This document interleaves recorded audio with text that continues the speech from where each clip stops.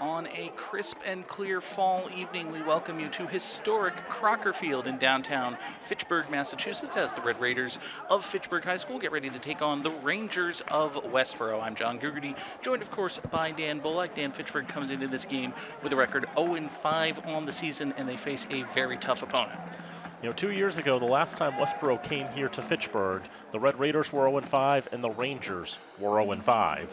Over the last 2 years, they've really turned it around. They were 8-3 last year, and this year, Westborough 4-1, once again in a playoff position in Division III. This looks like it's going to be a pretty tough test for the Red Raiders, the last game of this four-game homestand for the Red and Gray.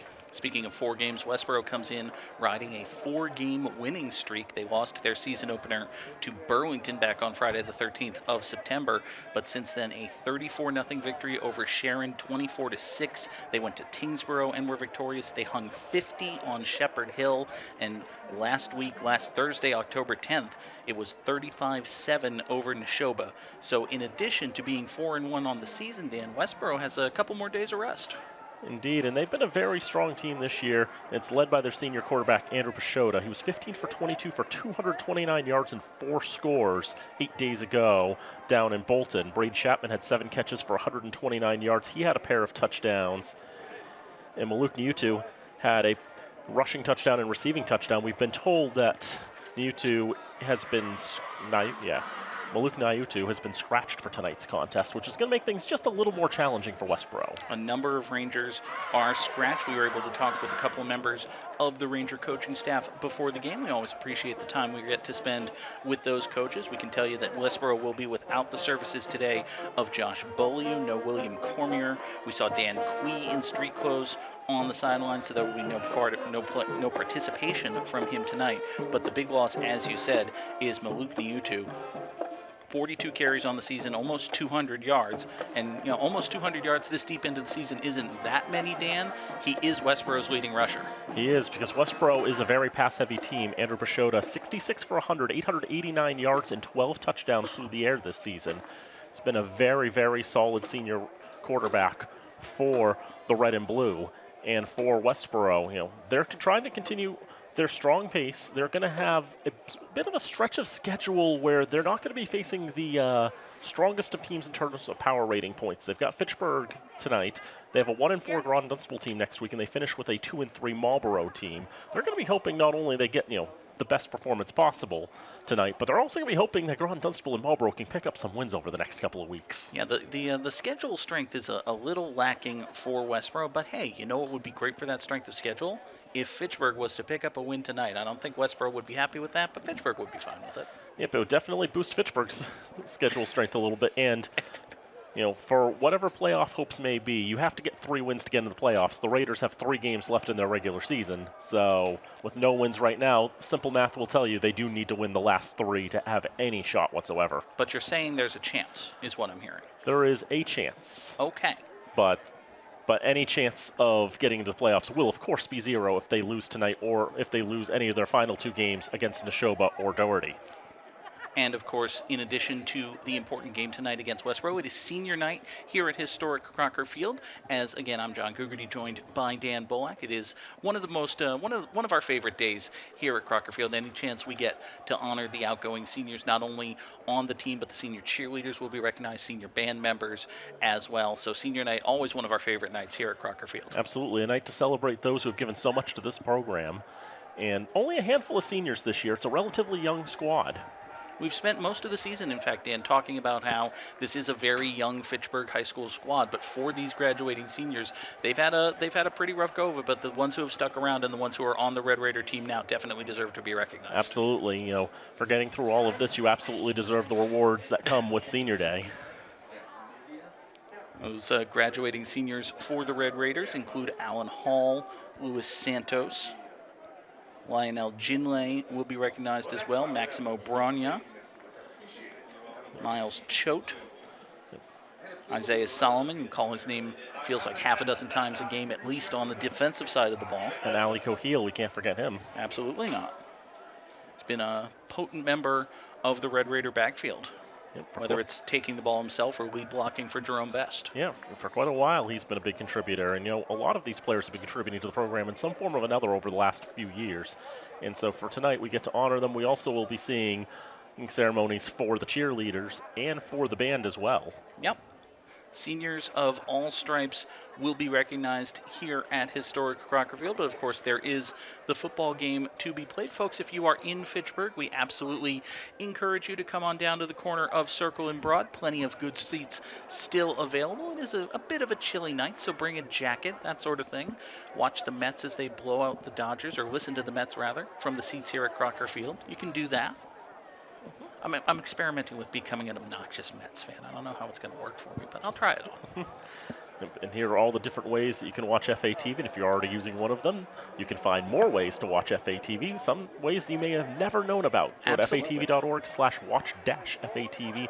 Learn more about getting the FATV app on your iOS or Android device, on your Fire TV, Roku, or Apple TV over-the-top device, or you can just watch us on fatv.org. Absolutely, and if you know folks who are in and around Westborough who might not be aware of the offerings here at FATV, gives you a chance to reach out to them. We always appreciate hearing from out-of-town folks. I feel, Dan, like we hear from the out-of-towners almost as much as those folks in Fitchburg. We were actually, again, I mentioned we were speaking with some of the coaches from Westborough, and they were very complimentary, which we always appreciate. Yep, we try to do our best, and we want to give a good show, not just for the Red Raider fans, but for the visiting fans. After all, we don't know what kind of broadcasting services our opposition has. Absolutely. And this might be a treat, just the ability that you can actually watch your local team play a game up here, because that's not a thing that every single school has to offer. I feel confident in saying that, and I don't mean to slight whatever offerings Westborough typically enjoys. I feel confident in saying that it's an upgrade, and that's a compliment to us here at FATV. We can pat ourselves on the back every now and then. And if those in Westborough have a criticism of that, there's an email address on our website that you can direct those complaints towards. It's dan@fatv.org. I think that is your email address, actually. Dan at fatv.org. All complaints, all criticisms, dan@fatv.org. Sure. I used to have an fatv.org email. It's probably deactivated by now. It is.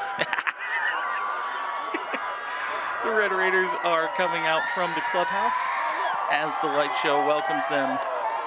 Cheerleaders as well as the pewter and brick take the field. Fitchburg in their red jerseys with the silver pants. Westborough in the all-white trimmed with the red. White jerseys, white pants. They'll have the red helmets. I think the only blue in Westborough's entire getup might be in their logo, but I don't actually think they wear that logo on their helmet. Definitely not on the helmet. Maybe in the undershirts. Could be. It might be just some trim in the W that's just right above, right in the nameplate area. Here you see head coach Paul DiGeronimo taking the long walk onto the field. Got a chance to talk with him just briefly before the game. He said nothing to hide when it comes to the Red Raider offense. So we've seen impressive play calling, a lot of different sets from Fitchburg High, and I expect we'll see more of the same out of DiGeronimo and the Red Raider offense later tonight. So it's like if we've already seen everything there is to offer, there's so much to offer. It's just such a diverse playbook that the Red Raiders use. It really is. It's been a number of different formations, a number of different plays out of those formations, and the trick plays. I mean, it's endless. We've seen reverses, end-arounds, flea flickers, you name it, Fitchburg has tried it. Indeed. If we could direct your attention. For now, we will turn it over to our public address announcer, Chris Woods, as we get ready to honor the senior football players. It's Fitchburg High School football here on FATV. Red Raider football squad. And we're going to start off with number 1, Alan Hall. Alan tonight is accompanied by his sister, Aaliyah Hall, and his aunt, Emily Hall Cherry.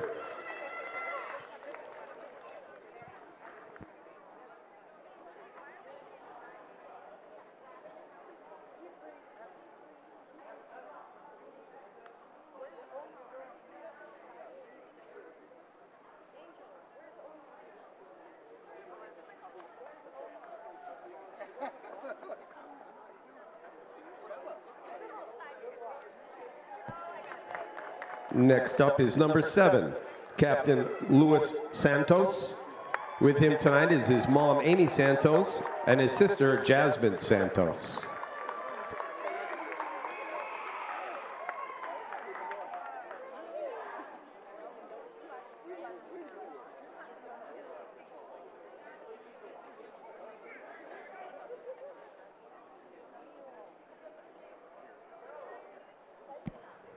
Next up is number 26, Captain Ali Cohil. Tonight, accompanied by his mom, Susanna Reneso, and dad, Tim Cohil.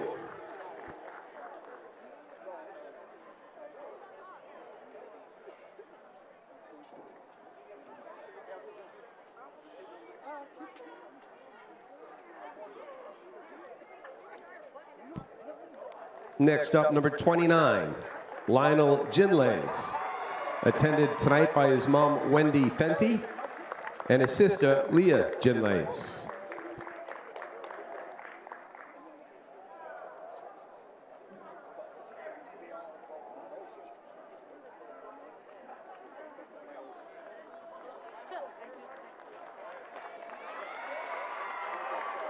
Next up, number 51, Maximo Bragna. Attending tonight with Maximo, Anthony Bragna, his dad, and his mom, Stephanie Bowles.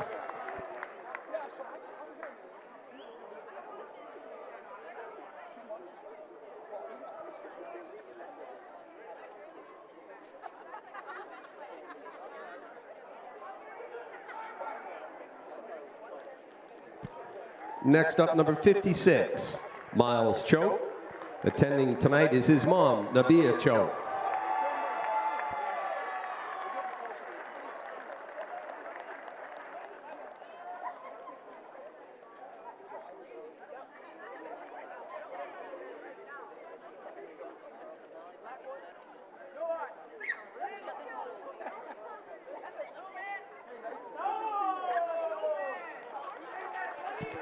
And last but not least, number 69, Isaiah Solomon. Attending tonight is his dad, Michael Solomon, and his mom, Olga Solomon.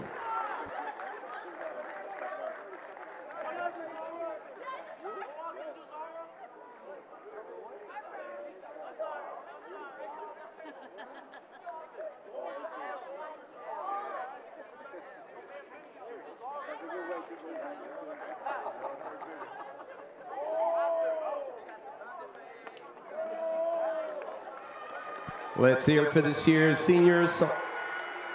Congratulations, boys.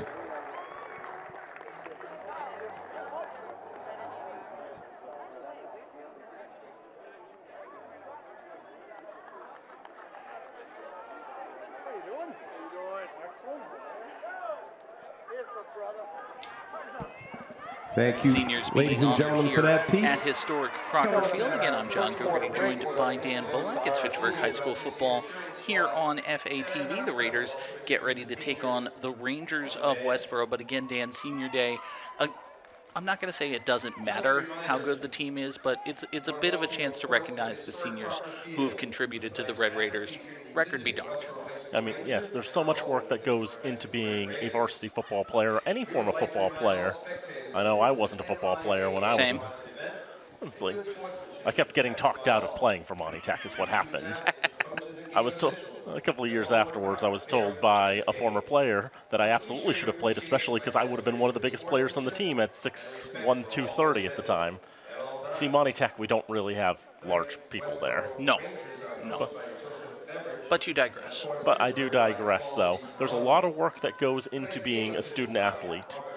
And, this is a great night to get together, honor them, and, bring the families together. And it's just a lot of good times here. And then, you play the game and you just try to have a good time. Yeah, and for a lot of these graduating seniors, Dan, this might be the final home game. I mean, obviously, it's likelier than not that the Raiders, either will make the playoffs or, let's face it, will get a consolation game, and one of those will probably be here at Crocker Field, but there's no guarantee of that. So for these graduating seniors, this could be the final time that they play organized scholastic football.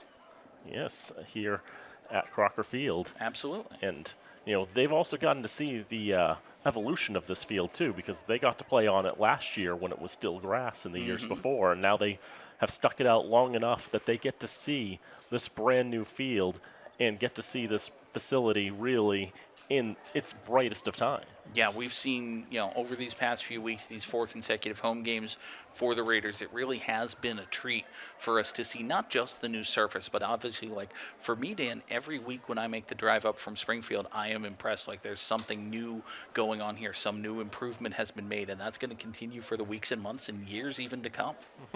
And it's a very nice playing surface. As we were going to get the pronunciations, we saw a couple of the Westborough players come into the field, and Jake Martin, one of the captains, took a couple steps onto the field and said, "This is a really nice playing surface." He said it's good turf. It's good turf. They were very excited about it. And, you couldn't always say that about Crocker Field. It's a lovely stadium. It's situated right here in the heart of downtown. Beautiful views. You saw the church right there. It's always been a nice place to come and a great place to watch a game. But now it's becoming a much better place to play a game. And in the years to come, hopefully, a place to host playoff games. And there aren't very many high school football facilities here in Massachusetts or anywhere else that are on the National Register of Historic Places. That's true. And even fewer that Babe Ruth visited. Very few that you could say that about. Probably not zero, but I will say very few. Just about ready for action here from Crocker Field. Bob Bonsi will be our referee. One of the many well-respected referees in Central Mass. Good to have him in charge for tonight's contest. Fitchburg coming off a 27-14 loss to Marlborough just 6 days ago, and that was a game where the Raiders probably were playing their best football of the season. They really were, Dan. It was a pretty competitive game right up through halftime. Marlborough just eventually was able to run over Fitchburg in that third quarter, kind of run away with the game, but it was competitive. It was tight right up until the end there. Never more than a 2-score lead for the Panthers, and it was even 21-14 late before they punched one in the final minute or so. But it was really, Noah Soden having such a great game for Marlborough, 220 yards, 3 touchdowns, and 11 tackles. And if it wasn't for his efforts, I think that's a game the Raiders could have legitimately had. A tremendous performance by Soden. At this level, you can see one player kind of single-handedly shift the balance, and that was definitely the case for the Panthers. But you mentioned 2 scores, Dan, how that was never more than a 2-score game. And one thing that we don't always talk about is these nice little factoids that you prepare for us here on the stat sheet. There was one that caught my eye that I think you might be eager to talk about. It's just called 3-score and 2 years ago. Yes, and that's 62 years. Okay. But also... Totally beside the point. Also, it's been nearly 2 years since the Raiders have scored more than 2 touchdowns in a game. In fact, every game on the 17-game losing streak the Raiders have been on, they've been held to 2 touchdowns or fewer. They're looking to snap that. Yep, the last time that they scored 3 touchdowns in a game or more was their last victory, which was against Tantascwa in the penultimate game of the 2022 season. Luke Bolak, my 4th cousin, don't you know? We may see him in a few weeks when Plymouth State comes to Fitchburg to play at Fitchburg State for their senior day. He had a walk-off touchdown to win that game. Okay. And that was a very exciting game being played in Fiskdale. 33-28. That was November 10th, 2022, and since then the Raiders have not had a game in which they scored more than 2 touchdowns. Nearly 2 years without 3 scores, nearly 2 years without a victory for the Raiders. They look to reverse at least one of those. I think they would prefer to win, say, 6-0, maybe 13-6. They'd take that over losing 35-28, right? They'd rather have the win than the 3 scores. I think so, yeah. So it's like there's 2 separate streaks of equal length that are going on right now. And any given night, the Raiders can break one or both of those streaks. Absolutely. And we've seen, Dan, Fitchburg's offense is capable of moving the ball. We've seen them moving it, through the air and on the ground. Big play capability with Zacchaeus Collins, with Jerome Best. This is not a wholly inept offense. This is a team that can put some points on the board. Yep, and this is a team that did go for over 200 yards last week against Marlborough, and they've done that a couple of times this season. The offense can definitely make things work. It's going to be the defense, and one of the other interesting things, the Raiders have gone 14 consecutive quarters without giving up a pass completion. That we imagine will change pretty quickly tonight. Extremely quickly. You have a quarterback for Westborough in Andrew Pashota who has averaged 20 pass attempts a game. And the Rangers, again, without the services of their leading rusher, Maluk Niutu, completely unavailable tonight. We were told he is not going to take part tonight. So even more incentive, it would seem, for the Rangers to go to the air, at least early. Yep, unless it means just having to go to different players and try to mix up the playbook, mix up the depth chart, and try to give more players the ball on the ground.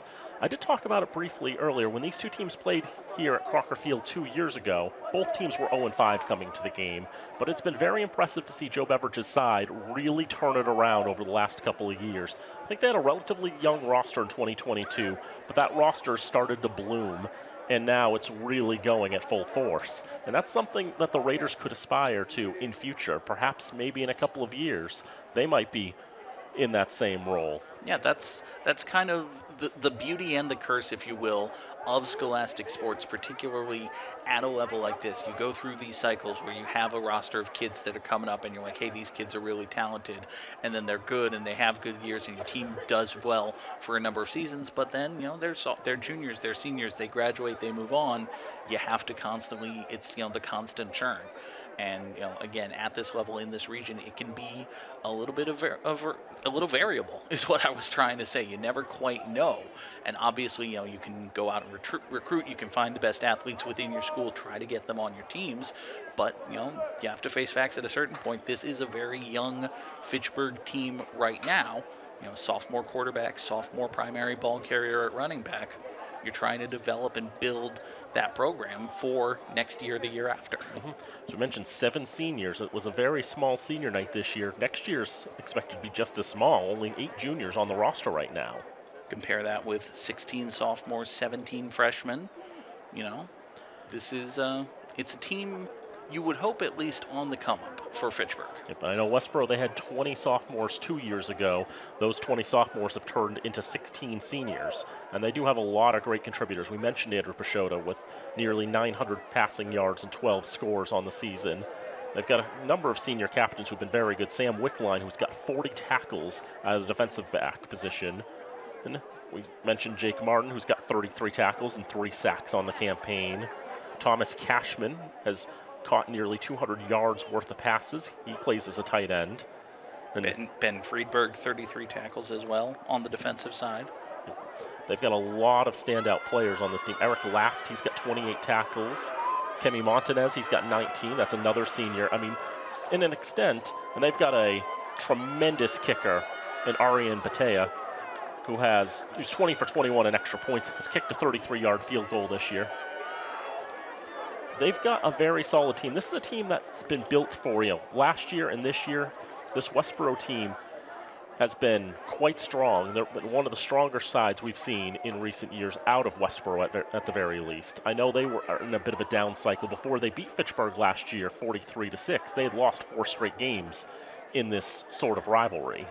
This is a league matchup. They've been playing each other in the league now for several years. I believe this is the 9th straight year that Fitchburg and Westborough have played each other.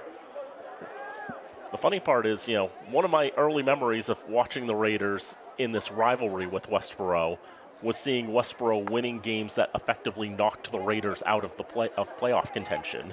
Well, they have a chance to do that again tonight, don't they? Yeah, they do. Fitchburg needs 3 wins to have any shot of qualifying for the playoffs, and there are only 3 games left on the schedule, so you can do math. So we do see the captains there, Luis Santos, Ali Kohila, Masango, Mate Nagabe, who are the captains for the Red Raiders. Amate Nagabe is a junior. Everybody else in that is a senior. We mentioned Sam Wickline, Jake Martin, Andrew Pashota, Ivan Diaz, and Thomas Cashman, the 5 captains for Westborough.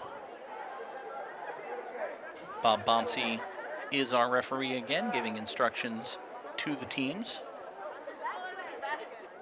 Showing off the coin that he'll be flipping shortly, asking Westborough what side they like so much. Now, I know that, for the Super Bowl and things like that, they have a commemorative coin. For this, that's just a quarter, right? It's a coin that I believe that Mr. Bonsi has brought with him that is of suitable use. Are there referees who take real pride in their coin tosses and go get a Susan B. Anthony dollar to flip? I have no idea. This is actually, I think, a good question. Sean Sweeney's nodding his head. Absolutely. Yep. Raiders won the toss and will receive. What's funny is I personally know a high school football referee, and I need to ask him next week what kind of coin he uses for the coin toss. Should absolutely do that. The people demand to know, and by the people I mean me. So on senior night here from Crocker Field, Fitchburg's offense will get the ball first. Red Raiders are fired up. They face a very tough challenge, though, taking on the 4-1 Rangers of Westborough. We will step aside for the playing of the national anthem, but football is just around the corner. It's Fitchburg High School football here on FATV. Fitchburg High School Marching Band.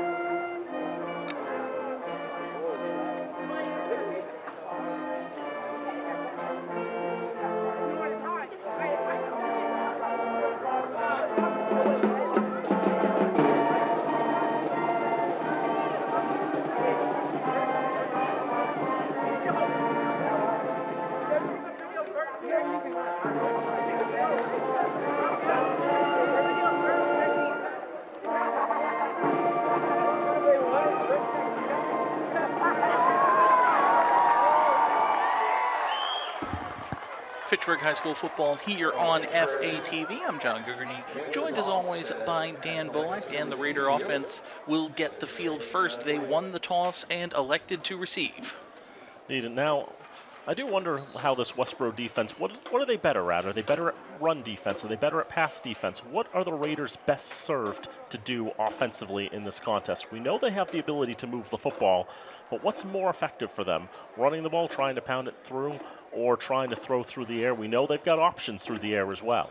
I think unless they go deep in the playbook right off the bat, which is entirely possible with this Raider team, I think it would behoove them to try to establish the run. Maybe not up the gut, try to get out to the corner, just loosen up Westborough a little bit, and then take advantage of that loose coverage with quick passes over the middle. But, you know, we'll see. We've seen Fitchburg run double passes on their first drives of games, so who the heck knows? We will find out together, though. Set back deep to return there. That's Justin Medina. Or was that Jerome Best? It is impossible to tell. It is, in fact, Jerome Best. Jerome Best and Jonathan Torres are back to receive the kickoff from Ariane Batia. The senior will step back and get ready to boot it away. 48 minutes of football are upon us here in the fourth and final game of this homestand for the Red Raiders. Kick is up and we're underway. It's going to go to Torres. He's going to take it in on the run at the 15-yard line, but lose a handle on it. Gets it picked right back up. Bounces off a couple of Rangers before being taken down at the 13-yard line. Not the way the Raiders wanted to establish anything there. Torres wanted to get ahead of steam and just take off running almost before he caught that kickoff. He couldn't get the handle. That return was doomed basically before it started.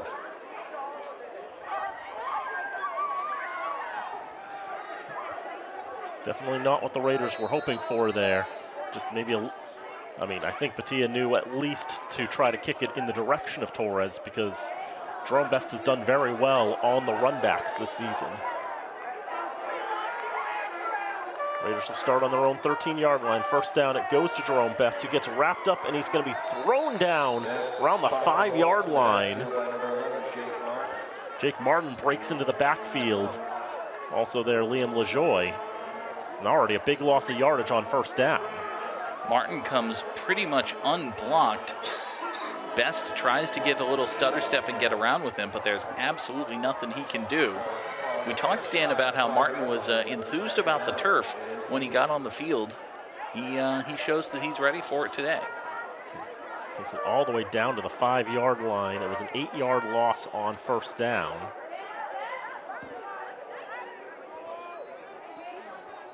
Second down and 18 for the Raiders. Already lost more than half the yardage they can potentially lose.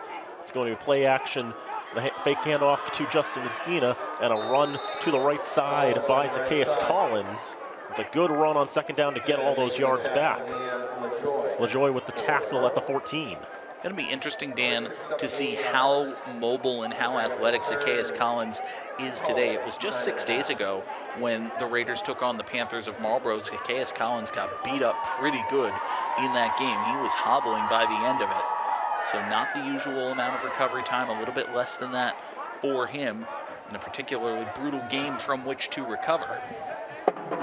Third down and 9 coming for the Raiders. Notice the football is closer to the 14 than the tail to the 13.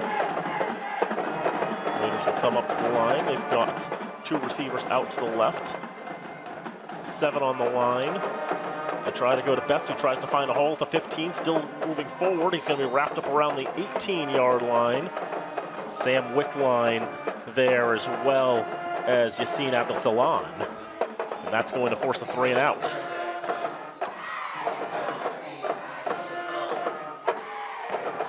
Good second effort, really, by Medina, just breaking through. It looked initially like he was going to be wrapped up in the backfield, but he was able to maintain his footing, pick up a few yards. I may have misread that it was Medina because I thought it was Best, but nevertheless, I mean... See, I told you the 5s look like 8s. It happens sometimes. Alan Hall's going to punt it, and it is partially blocked. And that ball will end up rolling to about the 28-yard line. So normally it's Zahir Chavez Hernandez, but that time Alan Hall, who did the punting last year, was tasked with booting the ball, and he couldn't get it very far, but I think there was Ranger hands that got involved in this.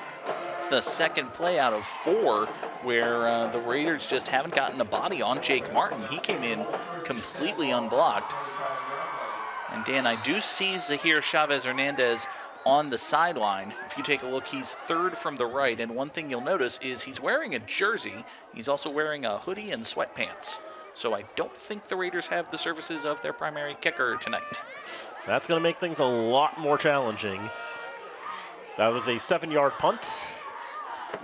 And now we'll see Westborough for the first time. Pashota is the quarterback. He'll take the snap and do nothing with it because flags will tell them that he can't do anything with it. Do the flags do that, or do the men wearing striped shirts? Or is it like an innate sense of rule following when it comes to football? Is man guided by his own morality or the outside forces of an untrusting God? Got a lot more metaphysical than I expected it to based on an offside penalty. Defense. 5 yards, still first down. First penalty of the game goes against the Red Raiders for an offside. I think that was Miguel Gonzalez lined up at the right defensive end spot. Or rather, the second D tackle, my apologies, jumped through. Yeah. Montanez is to the left of Pashota, and he's going to get his first touch of the season as it goes to the right side, be wrapped up there by, I believe it was Isaiah Solomon, for a gain of 3. Kemi Montanez, 19 tackles on the season, but as you said, Dan, that is his first carry. Again, Westborough without the services of Maluk Niutu, their lead rusher. So we'll see. We've seen teams come in and have a lot of success on the ground against Fitchburg. You mentioned it's been a number of weeks since an opponent has even completed a pass against the Red Raiders. The last play of the second quarter against West Boylston was the last time there was a successful pass attempt against the Raiders. Offside. Defense. 5 yards. That'll be a first down. So another 5 yards gifted by the Red Raider defense. Looks like it was Gonzalez again. So it's another first down for the Rangers. Just about a Luigi there. A first down by doing absolutely nothing. Pachota's going to pull it back. He's going to run with it himself at the 5 down the right side hash mark. And he flies into the end zone, feet first. Touchdown, Rangers. Andrew Pachota with his 6th touchdown on the ground this season. That's the first strike to Westborough. Pachota takes the direct snap. Jerome Best came in with a low hit to the legs, but the Ranger, past his dexterity saving throw, was able to hang on to the ball, got into the end zone for the touchdown. Batia on for the extra point. Only 1 extra point's gone awry this season for the Rangers. It won't be 2. He puts it straight through. 8:24 to go, first quarter. 7-0 Westborough in front. It's a difficult position for Fitchburg's defense, Dan. They were backed up pretty much from the moment the Rangers took the field, thanks to a poor performance by the offense and then a partially blocked punt. Of course, Fitchburg also gifted Westborough 10 of the 25 yards they needed. These first 3-4 minutes of the game have not gone well for the Raiders. It is not. Not quite to plan.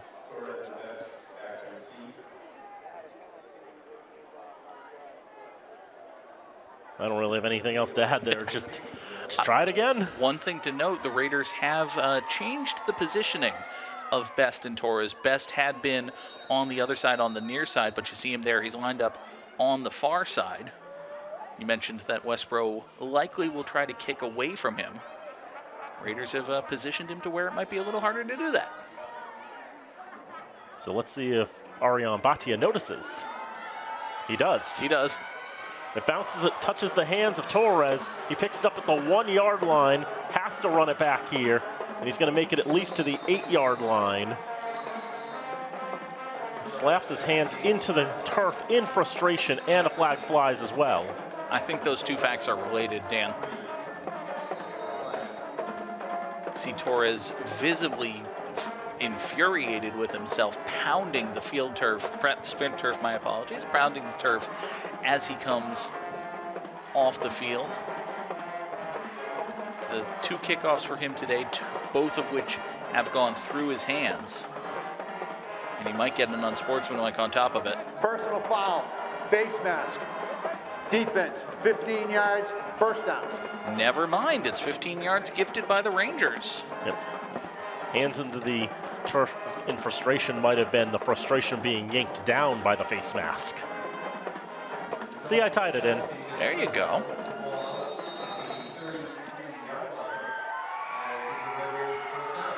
So the Raiders will have a little more breathing room. They'll start from the 24-yard line instead. Or the 23. One of those.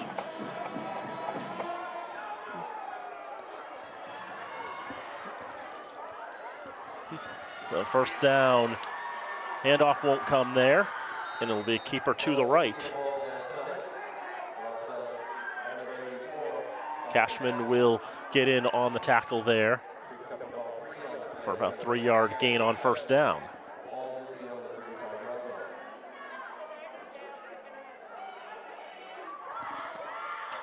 So either run to the right this time. Wonder if there was maybe a bit of miscommunication on the handoff there as well.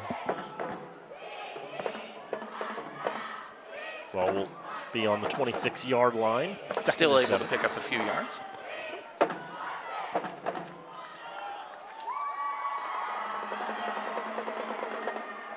One in the backfield to the left in Medina, and flags again. I think Jerome Best forgot what country he was in. Dead ball, false start offense. 5 yards, repeat second down. See, in Canada, you can turn upfield and run, forward at a dead sprint right at the time of the snap. You cannot do that here in the States. That's against the rules. You can see the idea, though. The idea, get Best in motion, have him run a dead sprint streak right up the field, catch Westborough unsuspecting. Just got to get the timing down. See, they're trying to use Best more as a receiver in this contest as opposed to having him line up to one side of of Zacchaeus Collins. Justin Medina gets the handoff, and he's immediately wrapped up. Just not a chance there. Evan Diaz was the first to arrive. You'll see Diaz just burst into the frame from the right side here. He grabs Medina and not letting him get anywhere, just pulling him backward. Loss of 3. Third and about 15 now for the Raiders. They had a decent first down play, Dan, but a penalty and then a loss sets up 3rd and long.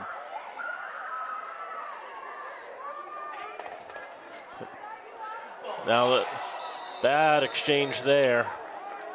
Collins can only eat the football.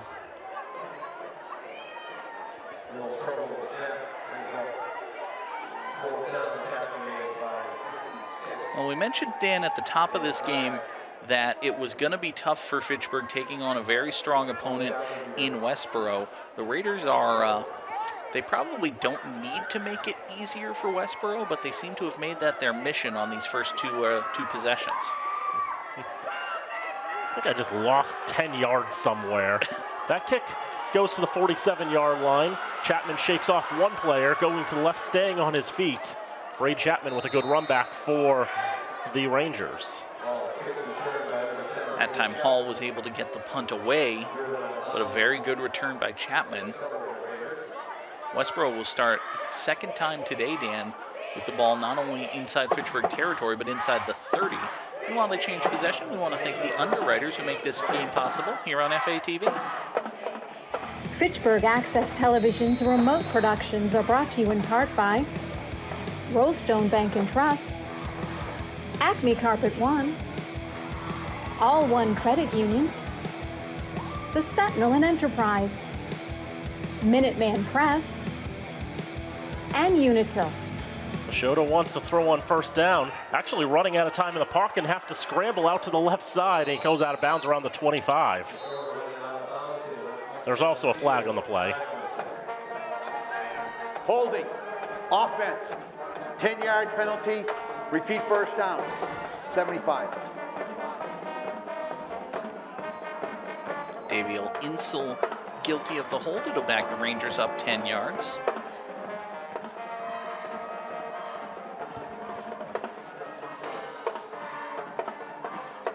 Yeah, I just completely was thrown for a moment because I thought that Torres had brought the punt back to the 9-yard line.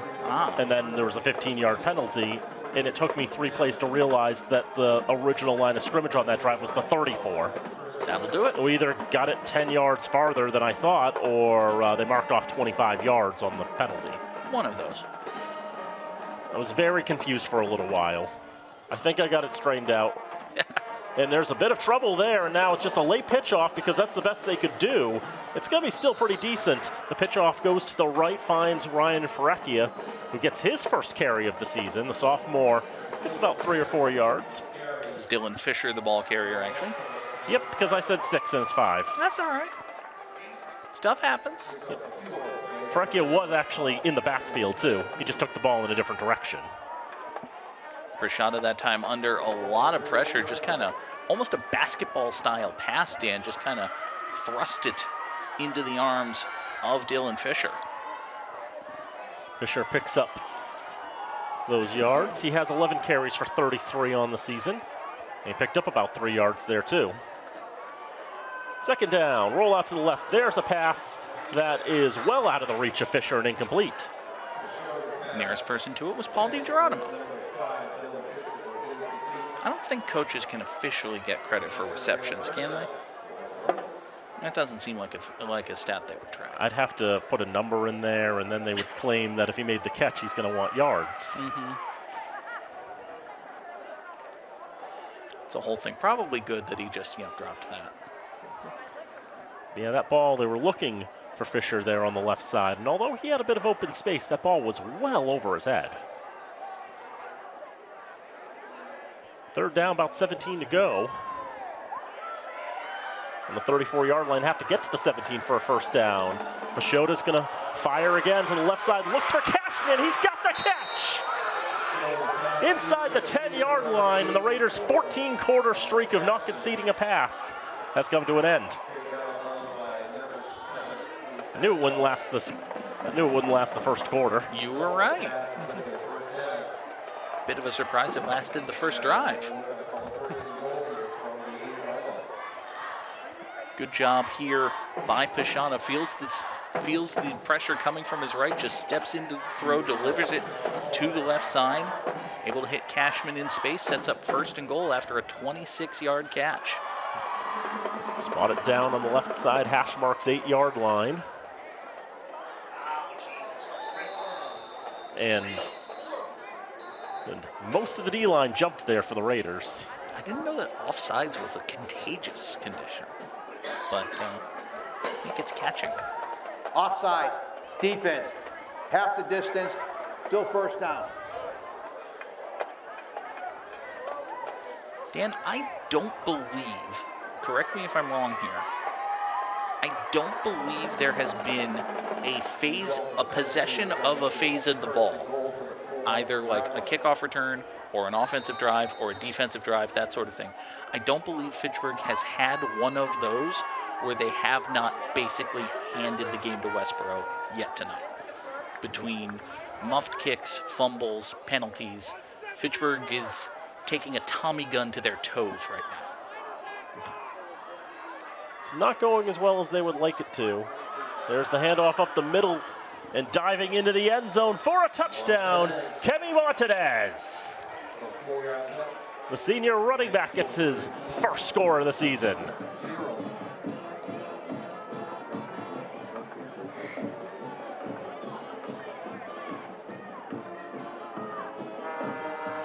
Westborough cheerleading squad is happy, and why wouldn't they be? Tremendous blocking from the Ranger offensive line. Great running by Montanez. And he gets into the end zone for his first touchdown of the season. Westborough band and cheerleaders made the trip up 495 and 2 and maybe 117 in between. Snap down, kick is up, kick is good. 14-0 to the Rangers with 3:48 to go in the first quarter.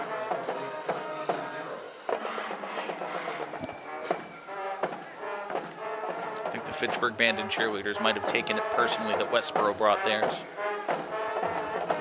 It's senior night for them too, you know? See the balloons there, see the Zelda mask. That Majora's Mask? I was hoping you would know. I never played Majora's Mask. It looks like Majora's Mask. I'm the only person I know who didn't like Breath of the Wild. I didn't play that one. Majora's Mask was actually the last Zelda game I played. I've seen it. I didn't beat it. I didn't really like the whole 72 hours to do everything thing. Doesn't seem great. I felt like it was just way too challenging to deal with the internal time features of the game. Given that it took me 130 hours in Baldur's Gate 3 just to get to Baldur's Gate, I can't imagine having to beat an entire RPG in 70 hours. Luis Santos and Jerome Best are just standing together. I thought for a moment they were going to okay, we're just going to wait for him to kick it and then we'll run in the direction that we need to or something. But now they'll take their spots. Best will go far side. Santos will go near side. And he's going to kick it in Best's direction. He's going to take it in at the 20-yard line, run to the middle of the field. But Liam LaJoie's got a bear hug on him and won't let him get any farther. Best on the return, wrapped up by return 7.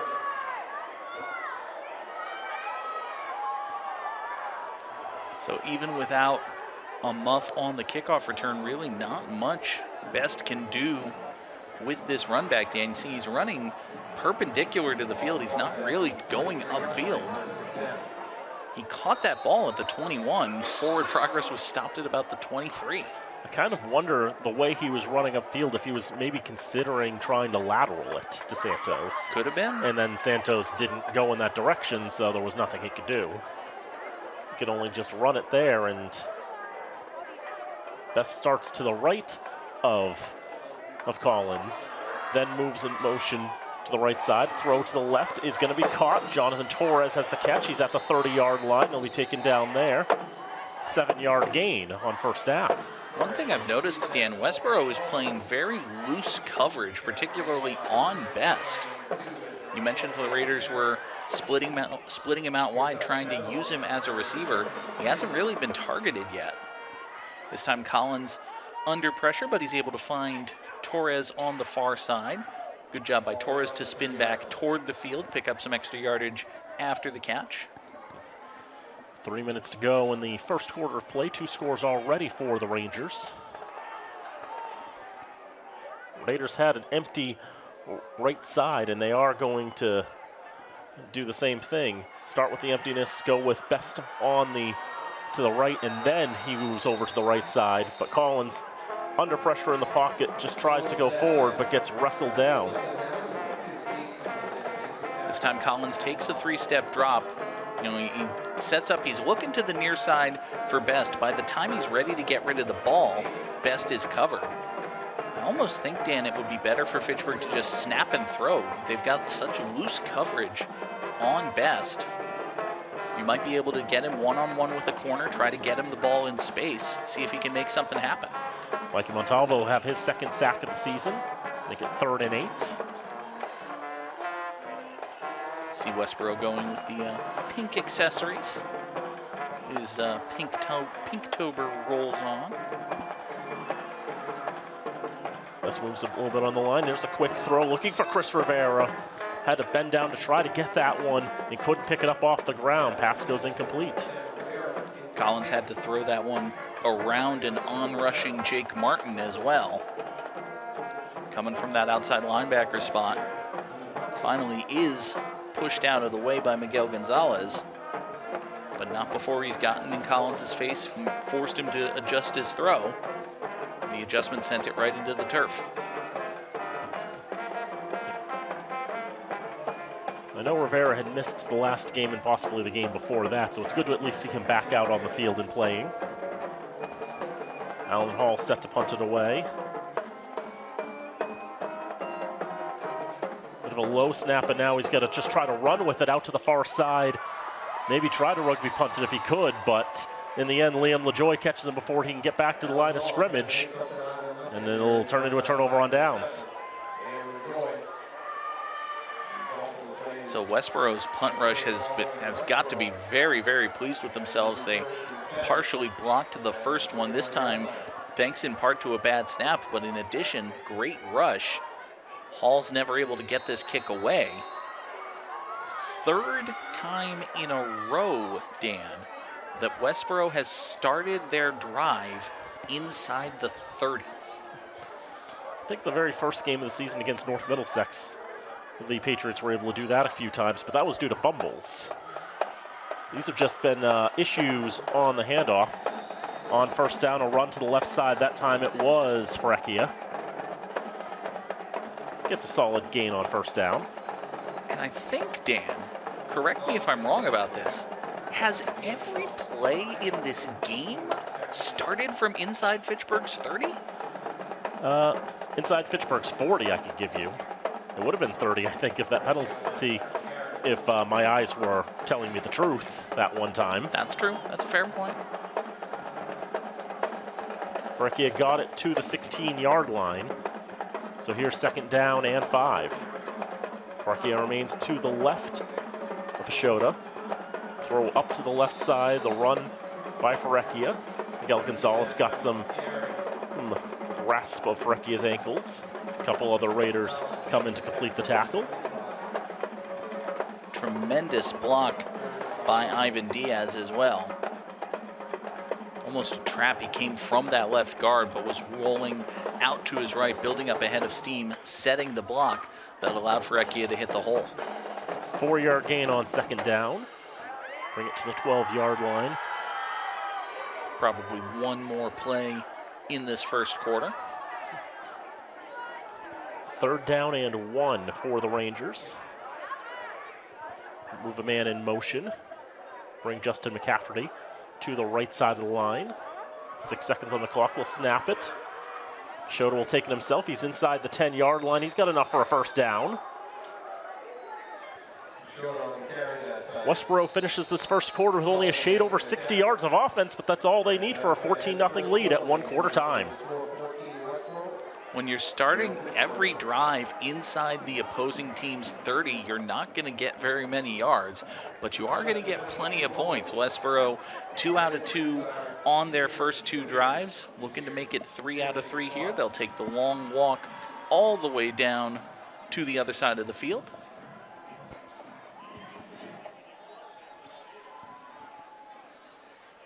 And again, it is senior night here at Crocker Field. Senior cheerleaders will be recognized here between the first and second quarter. And you can see them right at the starting line there, our seniors from this year's cheerleading squad.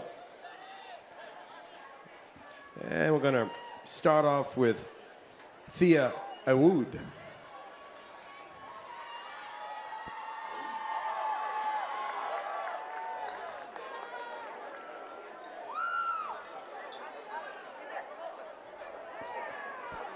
And our next senior to be recognized, Blessing Ewell. As the senior cheerleaders are recognized, we get ready to start the second quarter of action. Next Westborough up, leading 14-0. Isabel First play of quarter number Guerrero. 2 is a handoff off the left tackle and taking it into the end zone pretty much untouched. I believe that was Teddy Marino, the freshman. First carry, first touchdown. 1 play into this quarter, 4 seconds off the clock, 6 points on the board for the Rangers. As far as the stats reported were,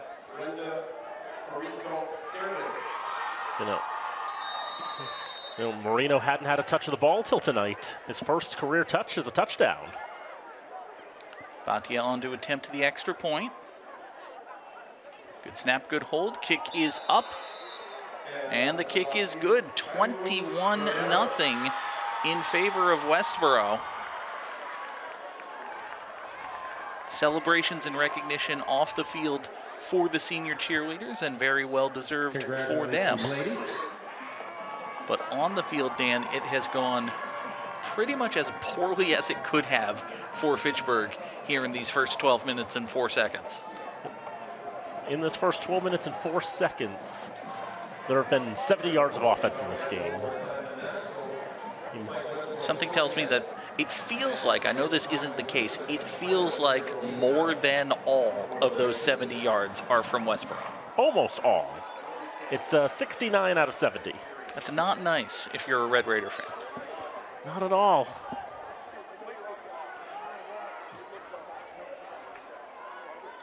Santos and Best will come together at the 10-yard line, then split apart. Santos will come to the near side. Best will go to the far.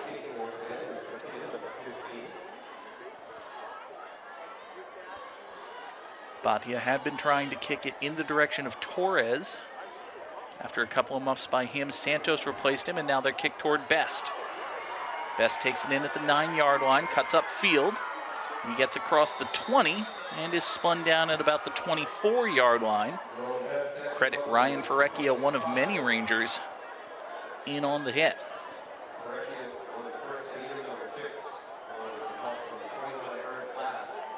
Frustrating first quarter and change, to say the least, for the Raiders. You can almost see it there on Best's body language.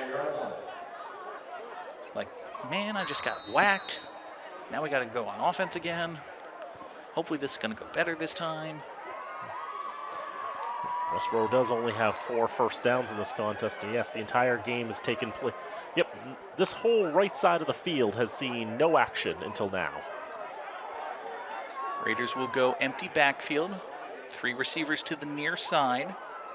Best closest to Collins. Fake the handoff to him. Collins will keep it himself. Gets across the 25-yard line, knock him down at the 26. It's a gain of 2 for the Red Raider quarterback.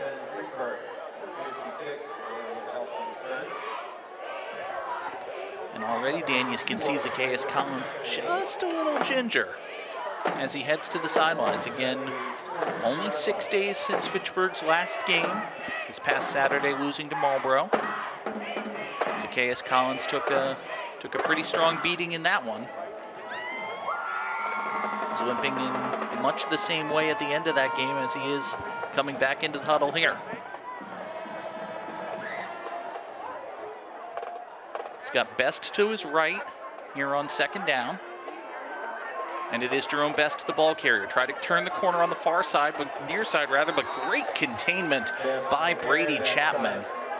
That's tremendous discipline, Dan. Not only just coming up and making the tackle, but right before it, you saw Chapman stop and freeze Best, not letting him get around him. Take another look at it.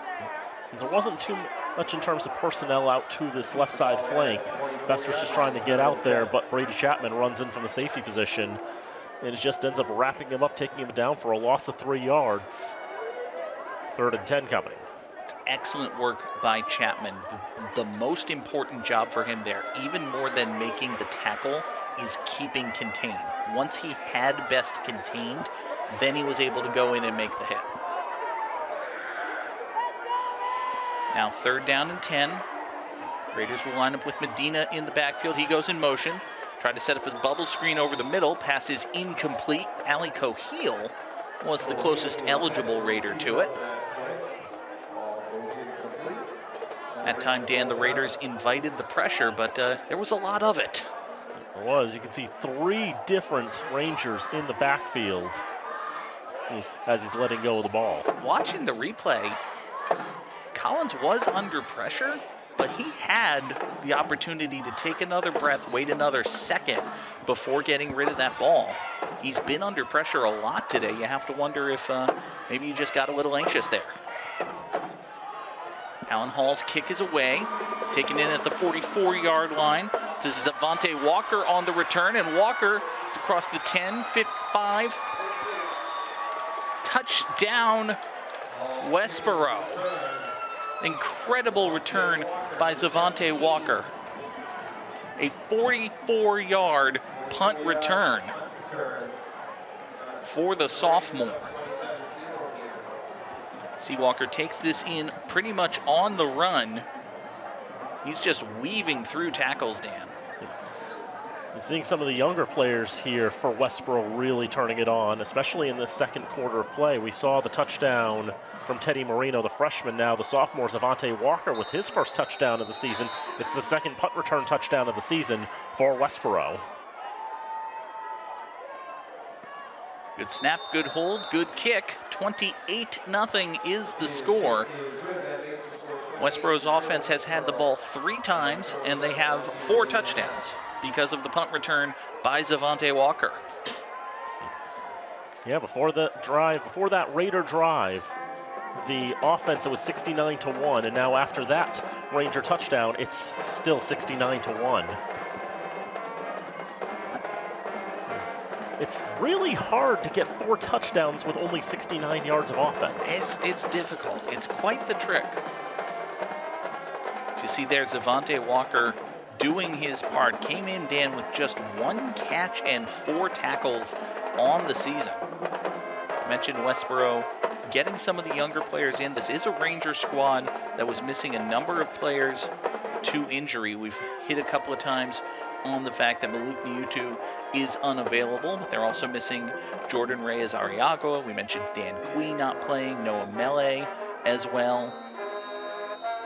So this is a Ranger squad that's been beset by injury, but they're showing off their depth here. And you can't get to a playoff position without some depth. This time the Raiders will have Best on the near side, Luis Santos on the far side. Kick will come to the near side to Jerome Best. Backpedaling, he takes it in at the 5-yard line. And he is hit and wrapped up at about the 16-yard line. Credit Eric Last as the first to hit him.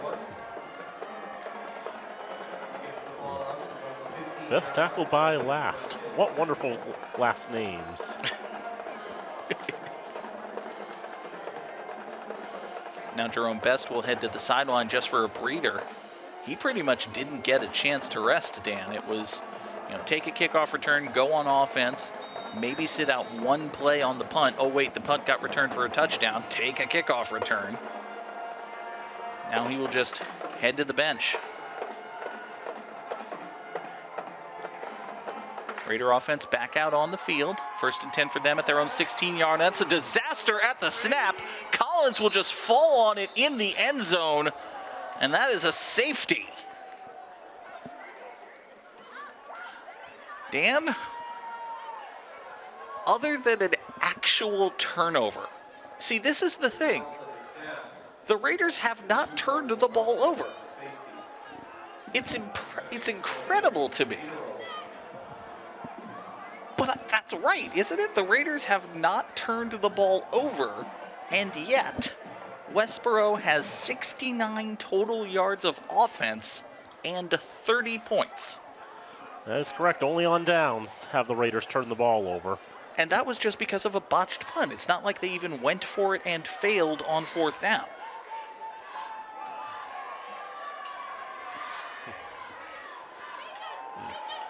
Yeah, and then there was the partially blocked punt. It's Westborough has started 3 offensive possessions inside Fitchburg's 30. They've turned all of those into touchdowns.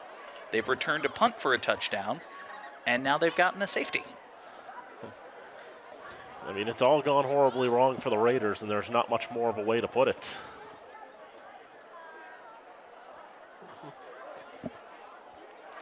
We mentioned at the onset that having the quicker than usual turnaround would be difficult for Fitchburg. I don't think we expected it to be this difficult. It's been an extreme challenge in this contest. Westborough, a solid Division III team. Allen Hall with the safety kickoff here. Bouncing kick, end over end, taken in by Sam Wickline, just inside Raider territory. And Westborough's offense will have it from their worst field position of the day, Dan. 1st and 10 for them at the Fitchburg 42. There is meaning to starting a possession at the 42. It'd be even, yes. I was about to say it'd be even more meaningful if it were actually at the 42, because they put it down at the 43, and that's like, no, 42, 42. Let's just slide it over a yard. No, we want to make Douglas Adams jokes.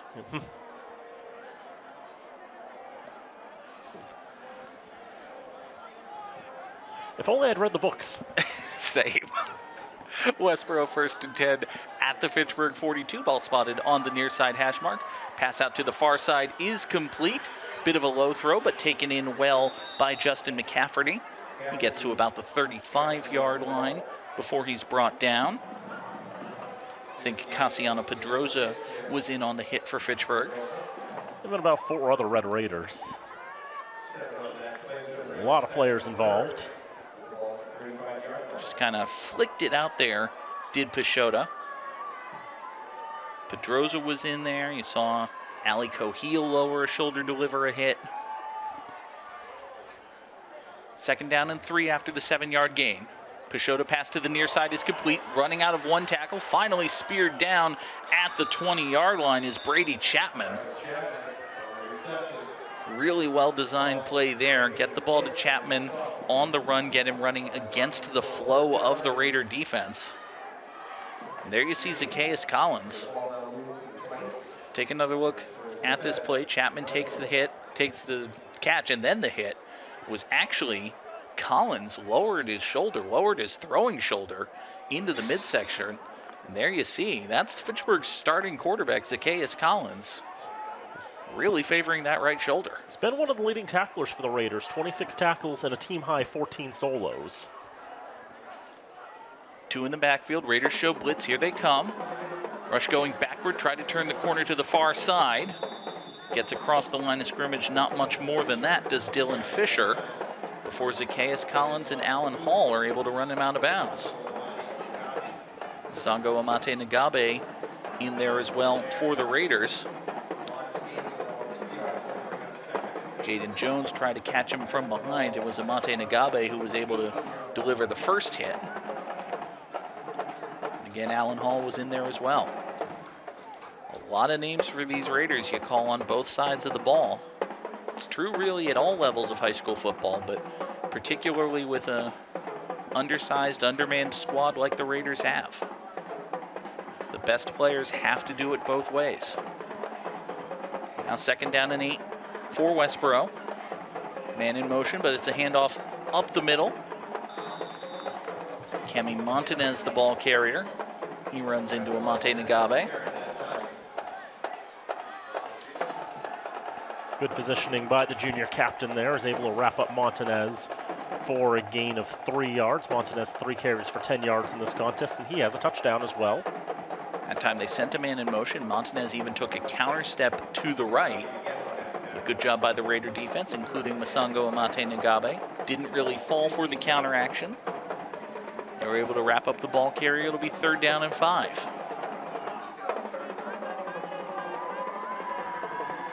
Montanez remains in the backfield. Pashota will throw. Pass to the near side is complete. Across the 10 at the 5-yard line before being brought down. That's Thomas Cashman with the catch. Senior tight end came in with 3 touchdowns on the year.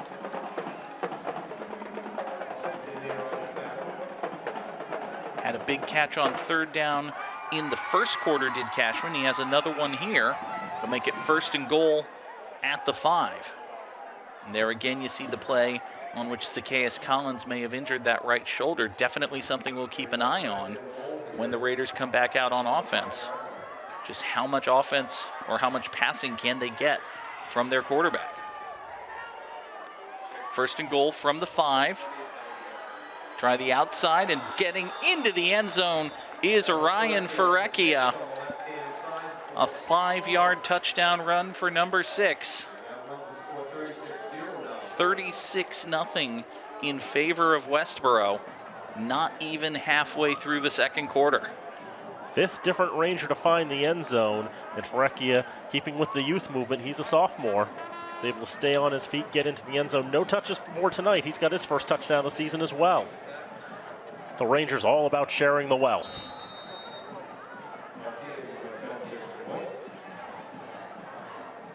Bhatia will attempt the extra point, his 5th of the game. And he is 5 for 5. Came in 20 out of 21 on the season. Now 25 of 26. And these are not cheapies, Dan. He's got an impressive leg. He's definitely got the type of leg that will definitely be of use at the next level. I imagine he's got to have had some interest from colleges around who'll be looking at a leg like that that's so reliable.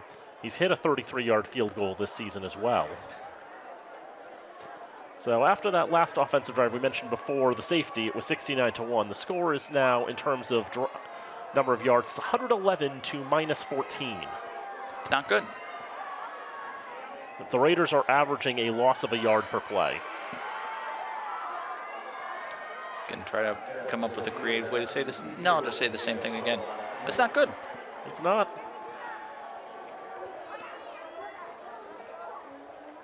Westborough on the other side averaging 6.9 yards per play. That is good.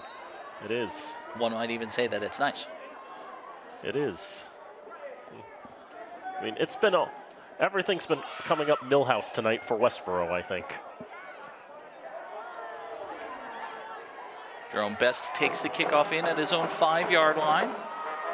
Tried the middle of the field this time, gets out to about the 21 before he is brought down. Fitchburg's offense will head out again once more onto the breach. We'll keep an eye, see how Zacchaeus Collins looks. Saw him favoring, actually grabbing at, trying to stretch out his right shoulder after he delivered a hit on that last defensive possession. But he is back out there. At this point, the Raiders are just waiting for the Swiss Guard to arrive. I'm afraid I don't get that reference. There's a Clutch song called Unto the Breach. Ah. 1st and 10 Fitchburg at their own 21-yard line. Best comes in motion. He'll set up in the near side slot. Now go back, and they'll give it to him on the sweep. Try to turn the corner, and he is walloped. Sometimes you could say he hit a brick wall, but he actually hit a brick wall going the other way. That was a hard hit. You see Jerome Best is feeling the effects of it. Ran right into Sam Wickline and Eric Last. And just that momentum stopped real quick.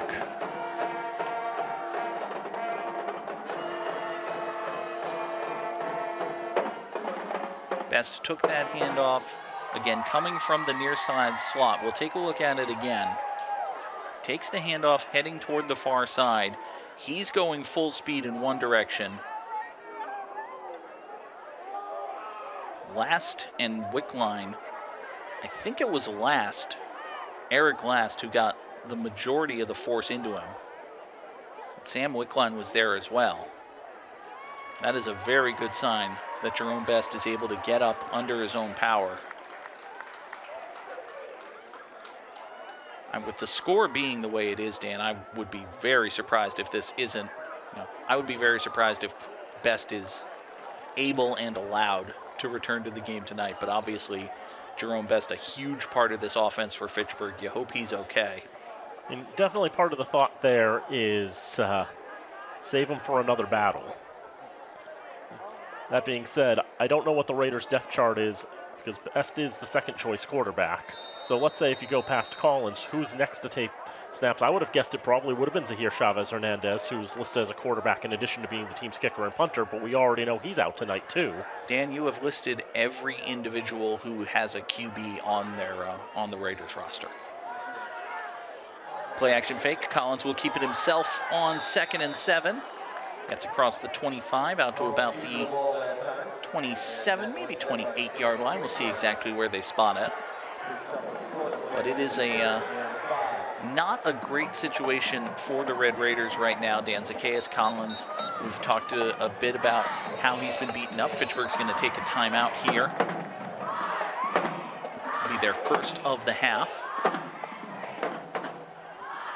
But Dan, again, the quarterback situation for the Red Raiders. They've got Zacchaeus Collins. He's been beat up. We've seen him favoring his shoulders, seen him hobbling a little bit. The other two individuals listed on this roster with a QB next to their in the position column.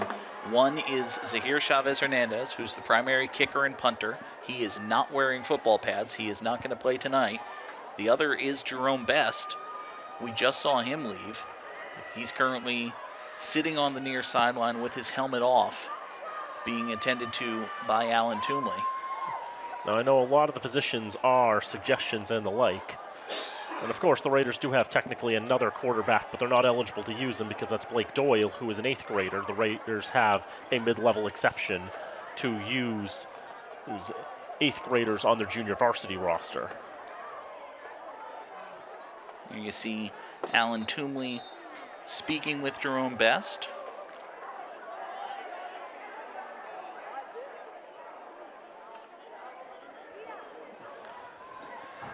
Just been a very rough game for the Raiders. About everything that's gone wrong, that possibly could go wrong, has gone wrong.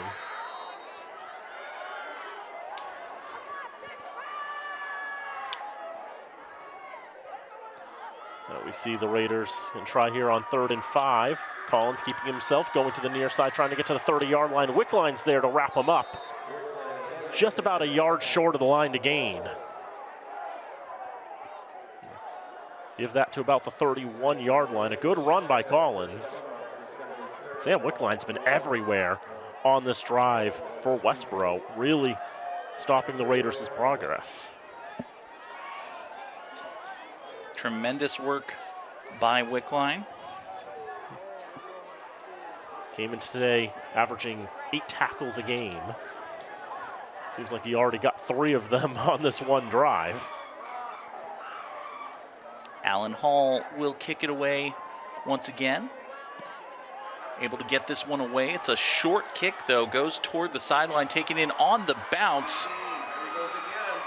Pretty much untouched until he gets inside the 20-yard line. That's Avante Walker again. A flag comes in well after the play. Walker doesn't seem too impressed by it. We'll see what Bill Bonsi has to say. Bob Bonsi, my apologies.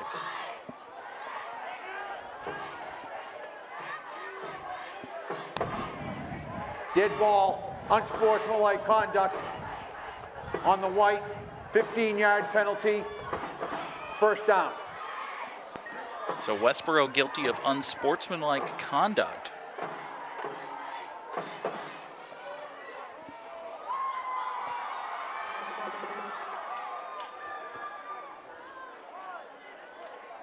Backs him up to the 26-yard line. 4:31 to go in this first half. The clock can't run in the first half unless Coach DiGeronimo says it's okay. I formation, handoff goes to James Berry. Flag comes in at the end of this one. Berry's across the 20-yard line, but initial indication is a hold against the Rangers, so this one's coming back. Holding. Offense. 10-yard penalty. Repeat first down. So back the Rangers up 10 yards. James Berry, senior, another ball carrier for the Rangers who had no carries listed on the stat sheet before coming in today. Take a look at this one, see if we can spot exactly where the holding is. I think, Dan, we got it there on Justin McCafferty. Saw him kind of grab a Raider by the back of the shirt, which you cannot do. It is illegal. It's frowned upon. Of course, the penalty is assessed 10 yards from the spot of the foul, so since it was a yard downfield, it'll be 1st and 19 now for the Rangers. Pass to the near side is complete. That's Chapman once again on the catch. And that will be enough for a Ranger first down. Great catch and run by Brady Chapman. Dan, I feel like Westborough has run this exact route 4 times. Just Pretty hit useful. Chapman on the quick in.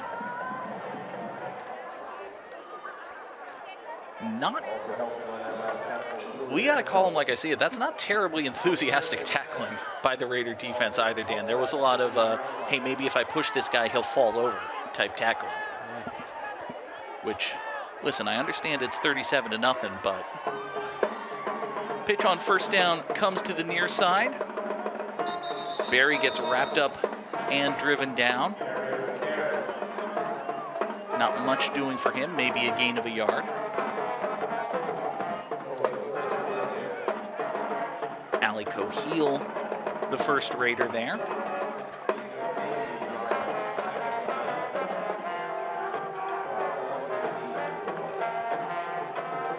See, Berry actually had a little bit of trouble. There was a Raider who was down on the turf who inadvertently provided a bit of a roadblock. Kind of slowed him up. 2nd down and 9. This is LaJoy, the ball carrier. Gets it from the fullback position. He's across the 15. The rugby maul will form. They will push the pile to the 10-yard line. Great second effort by really the whole party of Rangers. I think a party of Rangers would do pretty well, actually. If you're going to have a party made up of entirely one class, party of Rangers might be it. Party of clerics would do well.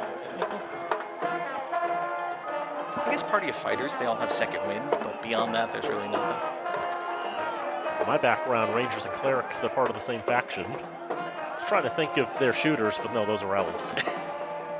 You see, he's thinking D&D, I'm thinking Heroes of Might and Magic 3. This is true. There's a little bit of crossover, but there's a lot of conflicting parts of lore.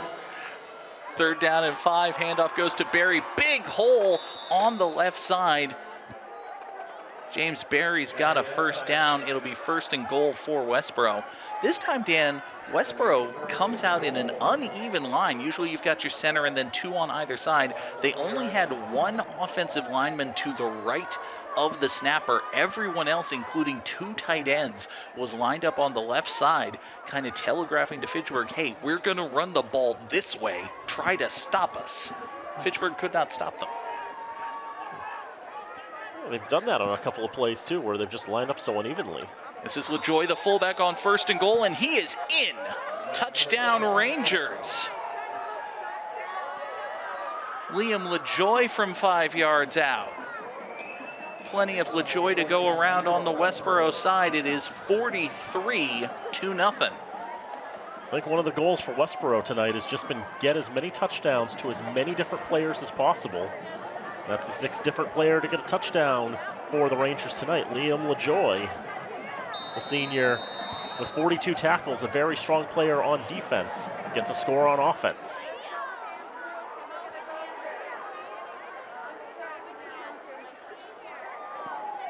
Badia's 6th extra point attempt is the same as the first 5. High and straight and right down the middle. 44 for the Rangers. Not a single one for the Red Raiders. The Raiders now have 72 seconds to score, because if they don't, it will be running time for the entire second half.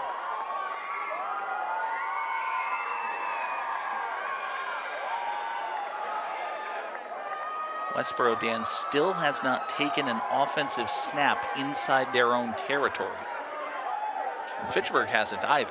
So we talked at the top of this quarter about how all the action had been on the left side of the field. All the action here in the second quarter has been on the right side.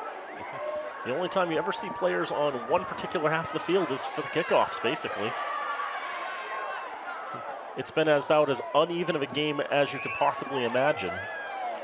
Honestly, yeah, Dan, like obviously, we've seen, it's been a very long losing streak for Fitchburg, and we've seen a number of uneven games. I cannot remember one where the Raiders have looked as overmatched everywhere. To make it worse, this is already the season high for points conceded. Kickoff sends the returner back to the 5-yard line. This is Torres again. He's across the 20 out to the 30-yard line. He's down at about the 32-yard line. Good return there by Torres and a bit of redemption for him, although he is looks to be very heavily favoring that right leg. I was just about to say, it feels like a redemption run back for Torres, who had so many issues with the first 2 run backs. This time, he gets what he wants. He gets a very good return, about 27 yards. See him just running, maybe trying to stretch it out. You hope he's okay. Torres had a couple of muffed kicks, got pulled off of the kickoff return unit, only back out there because of the injury to Jerome Best. Alan Toomley, incidentally, is still working with Best here on the near sideline. They've been evaluating him. I am not a medical professional, but that looks like they're evaluating him for possible concussion. Now a fumble on the first down carry for the Raiders. Westborough saying they have it. Westborough absolutely does have it. That was Montanez who got the recovery there.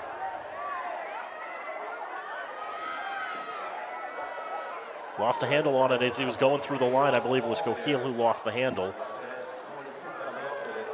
Kemi Montanez is able to jump on it. Tried to give it to Cohil, Dan. He was set, he was set very far to the right.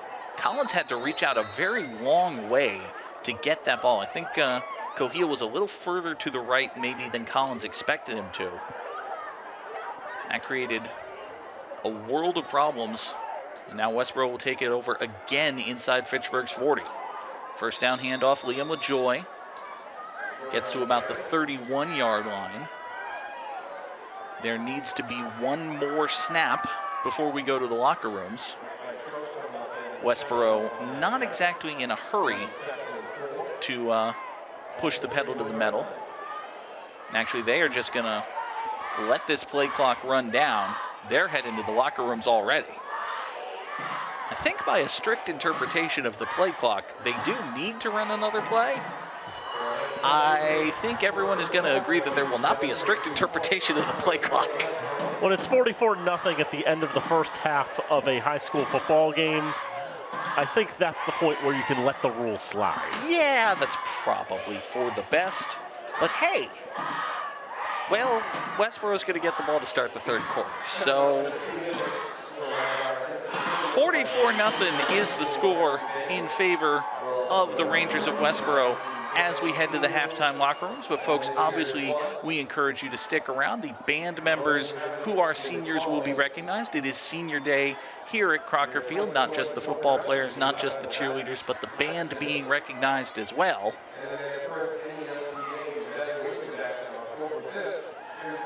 There you see members of the Fitchburg High School Marching Band.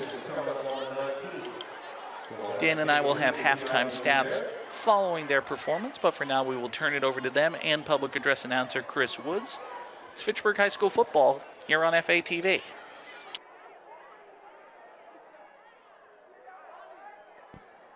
So before the band provides us a little entertainment, we're going to direct your attention to the infield. Anywhere between the 40 and 50-yard line looks good to me. Tabitha making sure she's got it all organized out there.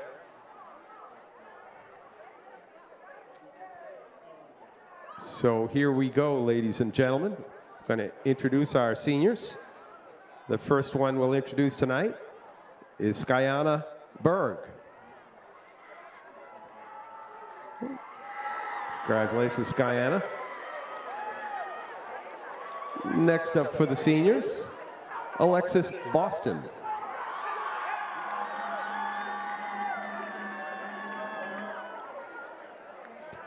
Next up, James Cannon.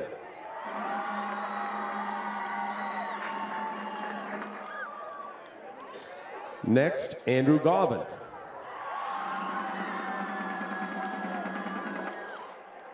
And our last senior to be recognized tonight, Olivia Reed.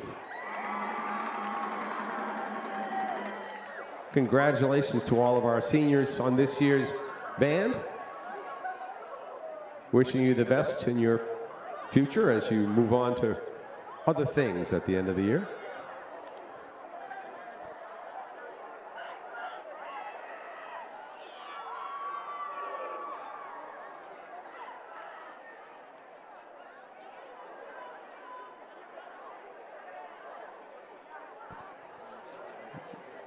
Thank you, parents, for coming out tonight and supporting your kids, and not only tonight, but throughout their high school career. And here we go, getting set on the infield. I believe this is the band's 2024 production, The Blacksmith, coming up next. So sit back and enjoy.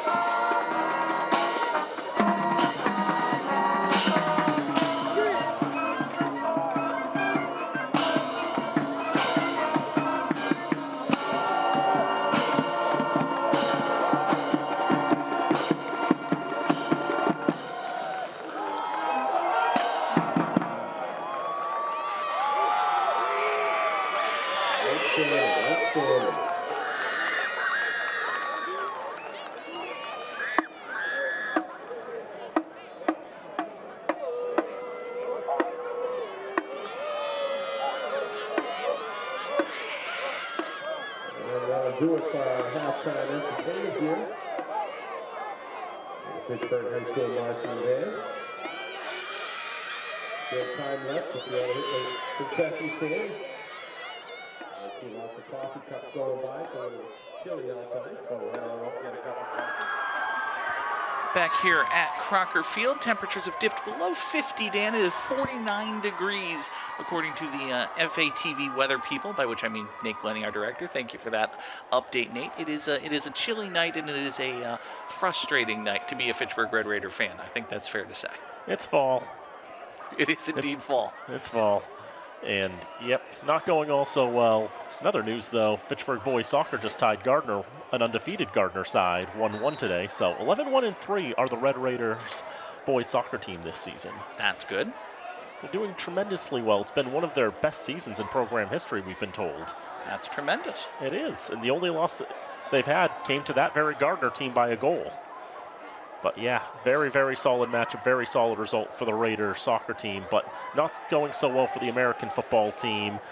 Through one half of play, Westborough only needed 153 offensive yards to get the 44 points. Fitchburg is currently stuck on -1. So it is indeed the case that the Rangers have more than all of the total combined offense in this game, and they will get to add to that margin. As Fitchburg won the toss and received the opening kickoff, they will kick it away here to begin quarter number 3. And again, as soon as that ball is kicked, or rather taken in, and the clock begins to wind, it will not stop until the end of the third quarter. And then once it starts for the fourth, that will be it for the rest of the game. We are in running time as we get ready to start the second half here. Westborough leading Fitchburg 44-0. There is one exception that could stop the clock, and it's in everyone's best interest we don't see it. That'd be injuries. Okay. Or it's just on the whistle. On the whistle's good enough. Third quarter of play is underway. Bouncing kick taken in at about the 15-20 yard line. Good return back across the 35. Still on his feet, finally dragged down, hit from behind at the 40-yard line. Very good return there by Brady Chapman. He is one of many Rangers who have had a very good night. And Dan, you were saying one thing that could possibly stop the clock is injuries. Well, ask and unfortunately ye shall receive. There is an injured Raider on the far side of the field. I hate this commentator's curse. We've talked about the injuries on Westborough's side of the field, but obviously Fitchburg has their own. There are a number of Raiders in street clothes, not dressed to play at all tonight. We've seen Jerome Best go down with injury already for Fitchburg. And this is Xavion Marrero, sophomore. He was a wide receiver, defensive back, and one of the blockers on one of the gunners on the kick coverage team for the Raiders. Now, I do know one of the reasons why a number of these players are in street clothes is I did a count earlier on the contest to count how many players were on the sideline. I counted 59. And considering that there are 64 players involved in the program, then many of the JV players are on the sideline wearing jerseys. They are not eligible to play because, as we've talked about, 8th graders cannot play varsity unless that's all you have, and in a 9th through 12 school. And since Fitchburg does have a JV team, it means they can't use those 8th graders, but they can still dress, they can still wear the jersey, and they can still help out on the sidelines, but they can't play.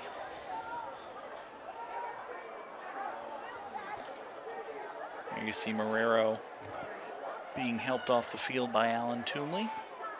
Coach Paul DiGeronimo there with him as well.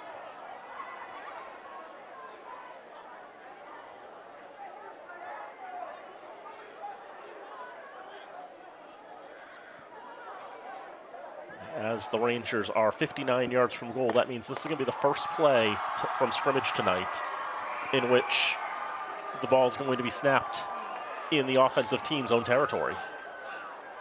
Every possession up until this point has been well inside Fitchburg territory. Average starting position for Westborough is basically Fitchburg's 30.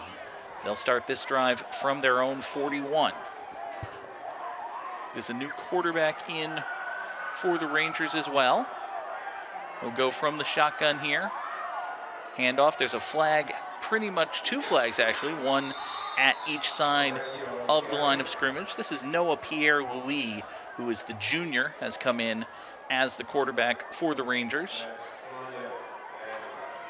We'll get the call on the penalty flags.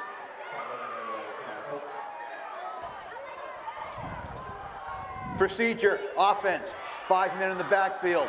That's refused. 2nd down. So an illegal procedure penalty called against Westborough. They had too many men lined up in the backfield, but it is declined.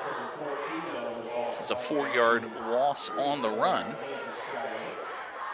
So Fitchburg will take that instead, 2nd down and 14. Here you see Noah Pierre-Louis, got a couple running backs to his right, but he'll keep it himself.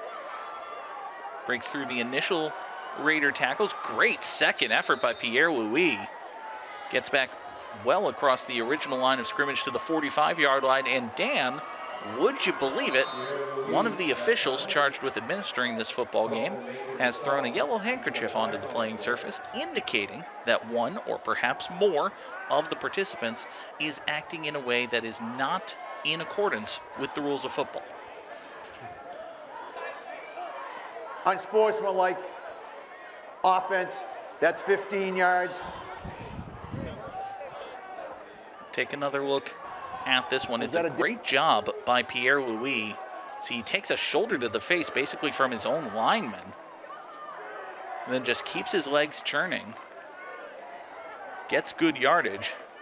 And then right at the end of the play here, for no particular reason, Dennis Orellana just decides to, I don't know, does he think it's a mosh pit, Dan? I don't hear no metal being played. 15-yard penalty. Backs Westborough all the way up to their own 30-yard line. Handoff up the middle for Ferrecchia. He gets back out to the 40. It's a really good gain for him, but it will be 4th down. And we will see Westborough's punting unit. Would have probably gotten the 1st down if not for the very unnecessary piling on.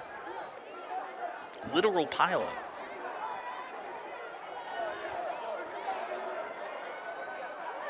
Terrell Massam is back to punt this away. Big number 71.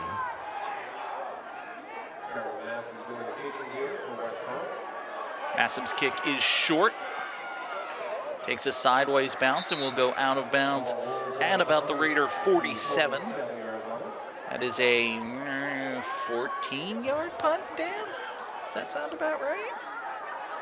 47-yard line, well, assuming that the 40 was the line of scrimmage because I was just guessing, Yeah. then 13, it's 14. 13. Okay. Fun thing is always trying to figure out where does time of possession start when the running clock is in effect. That is a good question. Mr. Sweeney says on the snap. That seems reasonable. It's very reasonable. One could also argue that it's the Raiders' ball and their choice of what to do with it the moment it goes out of bounds. Or when it's spotted. Zacchaeus Collins will lead Fitchburg's offense back out onto the field. They have their best field position of the day. 1st and 10 at their own 47-yard line. Collins goes from the shotgun. Handoff comes to Medina on the near side. He spins out of one tackle. Gets back across the line of scrimmage. Gain of a couple for Justin Medina. Talked about the number of young players on this Raider team. Medina's only a freshman. Raiders hope to see plenty of him, not just this season, but in the years to come. Gets a couple of yards there. It'll be 2nd down and 8, and about the 49-yard line. Raiders have been without Jerome Best since about halfway through the 2nd quarter. He took a big hit, was being evaluated on the near side. Collins' pass on 2nd down is complete to Jerome Best. He gets out to the Westborough 45-yard line. Dan, I am flabbergasted. You're talking about that, and then I just saw him splitting out there, and they threw it out towards him, and they found him, and he ends up going to the ground himself there. Nobody's getting a tackle for that. Westborough has definitely gone into their JVs that they've brought with them, because 85 is Sir Raymond Luxury-Yatched. He who shall not be named on the roster. Yep. Oh, there's a bunch of those. I've already seen maybe 3 or 4 numbers out there that I don't recognize. Excellent. 3rd and 2 for Fitchburg. Handoff goes to Best. He's spun down after a gain of about a yard. Well, that was Medina, the ball carrier, actually. Excuse me. Medina needed 2. He got 1. Absolutely has to be go for it territory for Fitchburg, I would think. What have you got to lose at this juncture? And they will indeed keep the offense on the field.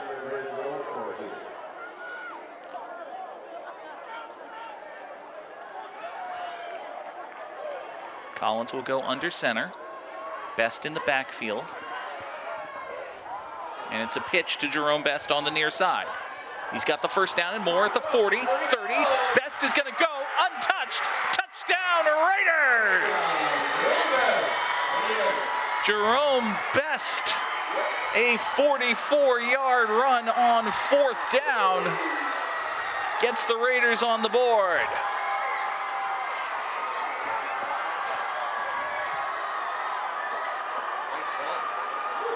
Dan, I mentioned that I was flabbergasted that Best was even on the field. I think the Westborough Rangers might have been flabbergasted as well.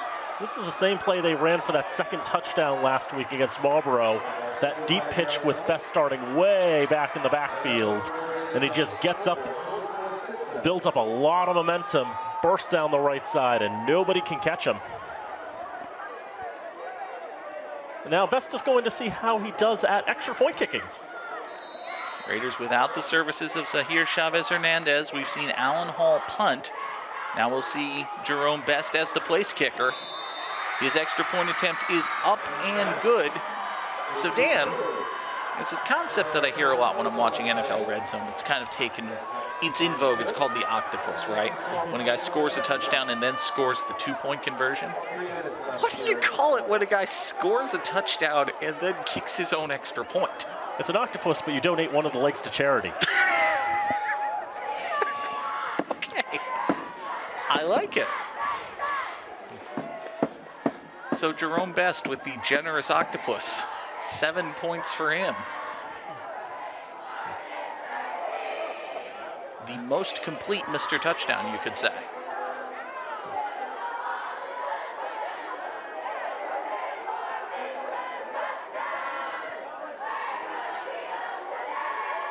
So some positive signs for Fitchburg as we approach the end of this 3rd quarter.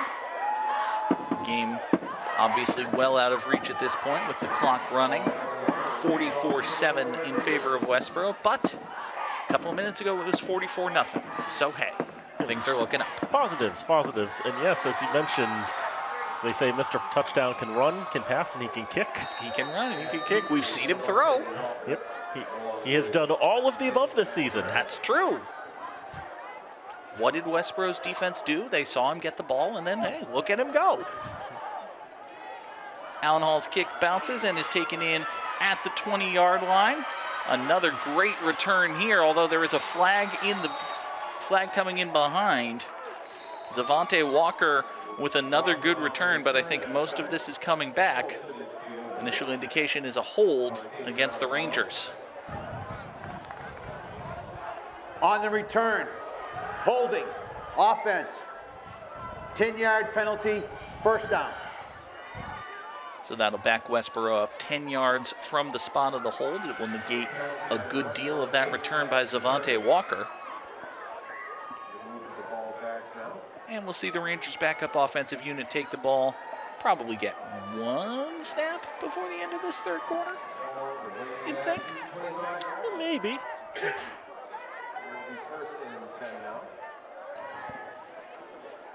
After the hold, they'll bring it all the way back to Westborough's 25-yard line, where it will be 1st and 10 for the Rangers. Pierre Yabuli takes the snap, Play fake, he keeps it himself. Along the far side, he's across midfield. And finally pushed out of bounds into Red Raider territory. Noah Pierre-Louis had just one carry for 12 yards on the season coming into today. That's his best rush of the season, but Dan, would you believe it? There's a yellow handkerchief on the playing surface. There was also a lot of contact after Pierre-Louis had crossed the boundary. Those two facts may be related. There's a big hit after the play by Jerome Best. Then you saw right at the end of that replay some players falling over each other. Personal foul, late hit in the offense. So a late hit indicated against Westborough. So it'll be a first down, but they'll take 15 yards off the end of the run. That'll put the Rangers back into their own territory. And it'll also bring us to the end of this third quarter. So while the teams are repositioning and we get set for the start of quarter number 4, let's take a moment here to pause and thank the underwriters who bring this and all remote productions to you here on FATV. Fitchburg Access Television's remote productions are brought to you in part by Rollstone Bank and Trust, Acme Carpet One, All One Credit Union, The Sentinel and Enterprise, Minuteman Press, and Unitil.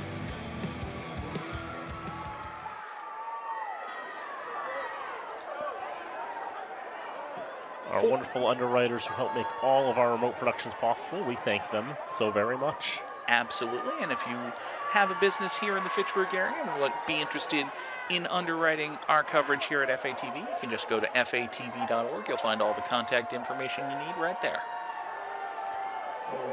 44-7 is the score. Clock begins to roll as we are underway with the fourth quarter of play here from historic Crocker Field. Westborough's backup offense very well and truly in the game. Handoff on first down. Breaking through great number of tackles is Ryan Ferrecchia. He's had himself a great game, and he's got another first down into Red Raider territory. Dan, Westborough was penalized at the end of that run by Pierre-Louis, took it back into their own territory, but no, they wanted to get to Fitchburg's side. They did, and you can see Ferrecchia just bouncing off defenders, literally bounces off Jerome Best there. Now 36 yards from goal are the Rangers. And we will see if they can get to 50 points. It's a 20-yard run there by Ferrecchia. He remains to the left of Pierre-Louis. But to get in the way of their quest to 50 will be a penalty or a timeout. It will be a timeout. And the clock continues to run during timeouts.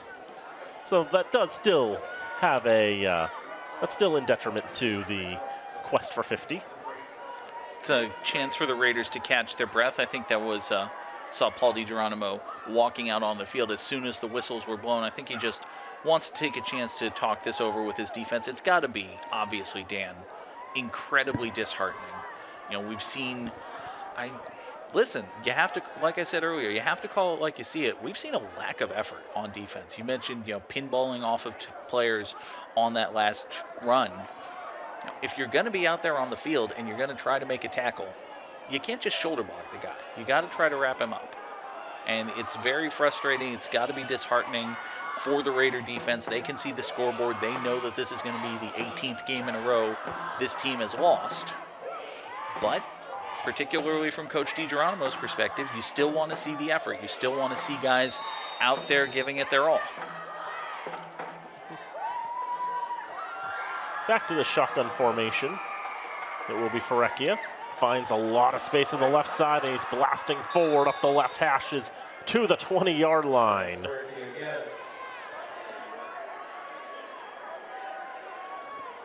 Another big run there for Ferrecchia, who is now the leading rusher for Westborough in this contest. Raiders brought some pressure from their right side. The offense is left.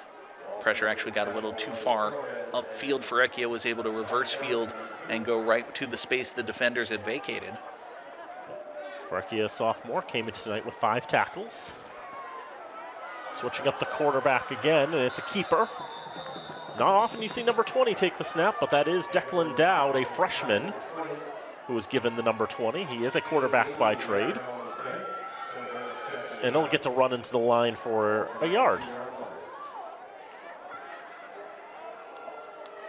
You see a lot of quarterbacks who are also threats as ball carriers, Dan, but those quarterbacks, if you want to give them running back analogies, would be your elusive types, right? Very rare that you see a quarterback who's also a blunt object runner. Alexis Gerard-Ledoux has the carry this time to the left side. Gets wrapped up pretty quickly. Looks like he'll lose the yard that Dowd got, and another one to boot. Back to the 21-yard line. Dowd will check back in for the Rangers.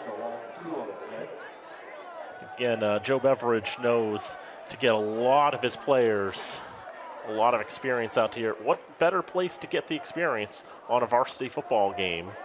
Gerard-Ledoux again up the middle. Will get those yards back that he lost on the last one. And get a couple more for good measure. Gets to about the 17-yard line. Goes from -2 to +2 in the book. And this time can be valuable for both coaches and both teams, really. For Westborough's side and Joe Beveridge, you want to get a sense of how your second and third string players are going to approach this.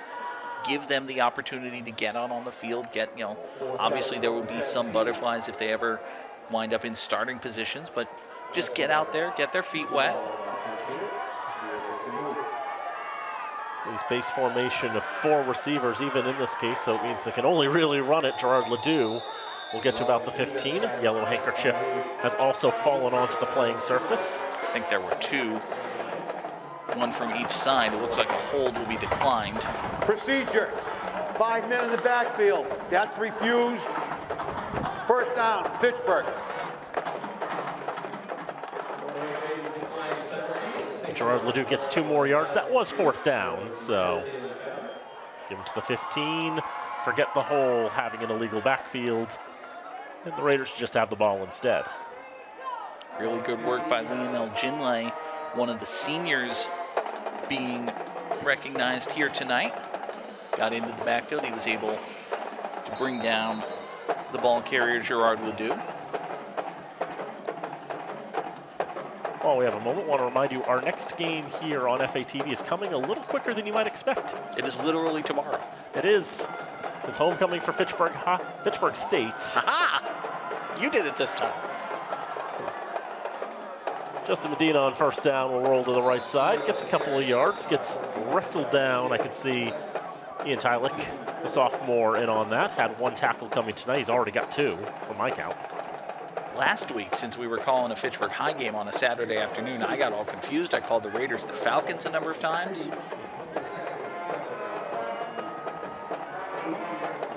Three-yard gain for Medina. And Tylick helped up to the turf by Medina. And it's rare that you see a ball carrier help up one of the guys who tackled him. Yeah. That's good sportsmanship by Medina. It was Medina, and then it was another Raymond Luxury Yatch, because you see that was 33, and I don't have that either. Again. You see, we're going to try to give credit where credit's due. The problem is it's hard to give credit sometimes where credit can't be applied. Justin Medina to the right side. They got a good run there. Got to the 25-yard line. That's going to be a first down. Ran right into the waiting arms of Joe, whose name isn't on the roster. Ed Reynolds, we'll say. Gonna have to keep dipping into our bag of names here.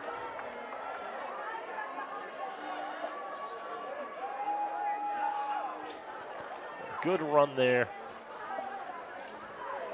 to the 26-yard line.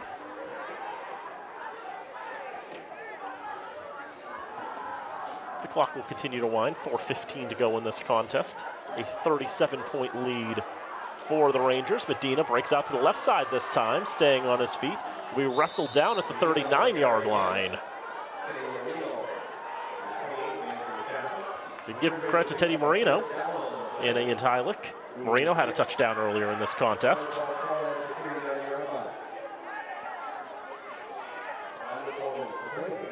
Really good running here by Medina. You see good blocking ahead of him as well.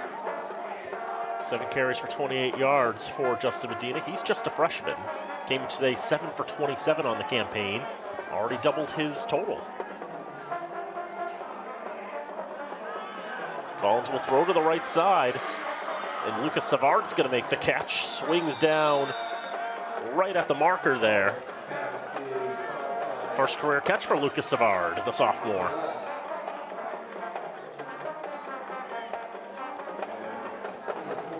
Collins had good protection that time, got rid of the ball quick. Found Savard. He was eventually spun down by Jordan Reyes-Arriaga, who we were allegedly reliably informed would not be playing tonight, but that turned out not to be true. Well, perhaps whatever changed, or maybe someone else gave him a jersey. Could be. Here's Medina on the right side. Medina gets into the second level. McNamara tries to wrestle him down. It's another Fitchburg first down as the Raiders try to get another touchdown here. Right down to the 40-yard line, an 11-yard gain. Tackled by Nick McNamara, a freshman. Shares a name with a former Red Raider, who I believe was a lineman back in the 2000s. Went on to coach at Oakmont as the head coach for a couple of years. I know this mainly because he was a middle school classmate of mine. Also classmates with Jeremy Kimber, you may remember him. He was a standout quarterback for the Raiders. He was pretty good. Quick swing pass to Jerome Best, makes the catch at the 40. Now trying to stutter step a little bit around the 30, wrestled down by 4 Rangers at the 31-yard line. Good 9-yard gain. Dan, I'm trying not to moralize here. I really am. I cannot believe Jerome Best is on this field. I cannot believe he's on this field. He might be totally fine. He's probably totally fine. I cannot believe he's on this field. We had seen, he came off in the first half after he took a big hard hit from 2 different Rangers. So Medina gets the carry up the middle. Now inside the 25-yard line to about the 23. And we've seen a couple of times him coming off the field because he got the wind knocked out of him, and it could have just been that again. And then they held him out for the rest of the first half, perhaps to make sure he was okay. But after an extended halftime break, perhaps they were comfortable with him continuing on in this contest. I'm sure they're comfortable, and I'm sure the Raider trainers took a look at him, and I'm sure he says he's fine. I cannot believe he's on the field. Medina to the right side. Good running and good tackle by a gentleman. He's halfway between Beauregard and Cashman on the roster, so Bowman? Camus Bowman? That's the name he's getting. How do we feel about Camus Bowman? Maybe not Camus, but definitely Bowman. What's wrong with Camus? It just doesn't sound right to me. Okay, fine. He's Toted Bowman. Is that better? We need to use one of those fake names we came up with for those running backs last week. One more run for Medina to the right side. And that's going to be the last play of the game. If we want to name him after a fictional Ranger, we could call him Rail Skywalker. That was my fictional Ranger. Would have been a good one. Time's run out here in this contest, and Westborough wins 44-7. Was as quick and let's get out of here a second half as there could be, and this was a game that deserved it. It was one-sided pretty much from the start. We knew that Fitchburg would be up against a very tough opponent coming in, and Westborough proved just as tough as advertised, if not more so. A very well-deserved blowout victory for the Rangers. And ironically, Dan, Westborough did everything right? Yep. They came in, they went on the road, they won by the maximum 14 points. Their power rating is going to go down. It is, because the two teams were more than 14 points apart in the power ratings. So it means by the sheer level of mathematics that goes into this thing, their margin of victory will go up a little bit. Their strength of schedule is going to go down, because there's just no way to math it in such a way that their strength of schedule isn't going to suffer for this. And I think Fitchburg's strength of schedule might actually go up for all this, so their rating might actually increase just a little bit. Well, hey, that's it's the fun of football in a division where there are like 180 schools. Well, not necessarily that, but it's just statewide. It's one of the weird things with power ratings sometimes when you're trying to build a system. And that's one of those things where maybe there's a potential fix or something, but the system's worked so well the first 3 or 4 years that we've been using it that there just hasn't been an appetite to adjust that one. It is a thing that happens. Before we get out of here, folks, we want to thank one more time the tremendous crew here at FATV. Our director this evening was Nate Glennie. Travis Falk, as always, indispensable to us on the FATV crew. He was running audio graphics, providing technical supervision as well. There you see Alex Fabrile, one of our incredible camera operators. She was joined by Isaiah Manuel and Robin Como. And of course, we thank Todd Govin, our replay operator. And we give recognition one more time to the seniors here at Fitchburg High, both on the football team and elsewhere, be they cheerleaders or in the band. There's Isaiah. Yep, and Robin's hand. Yep, Robin's hand. Just out of frame.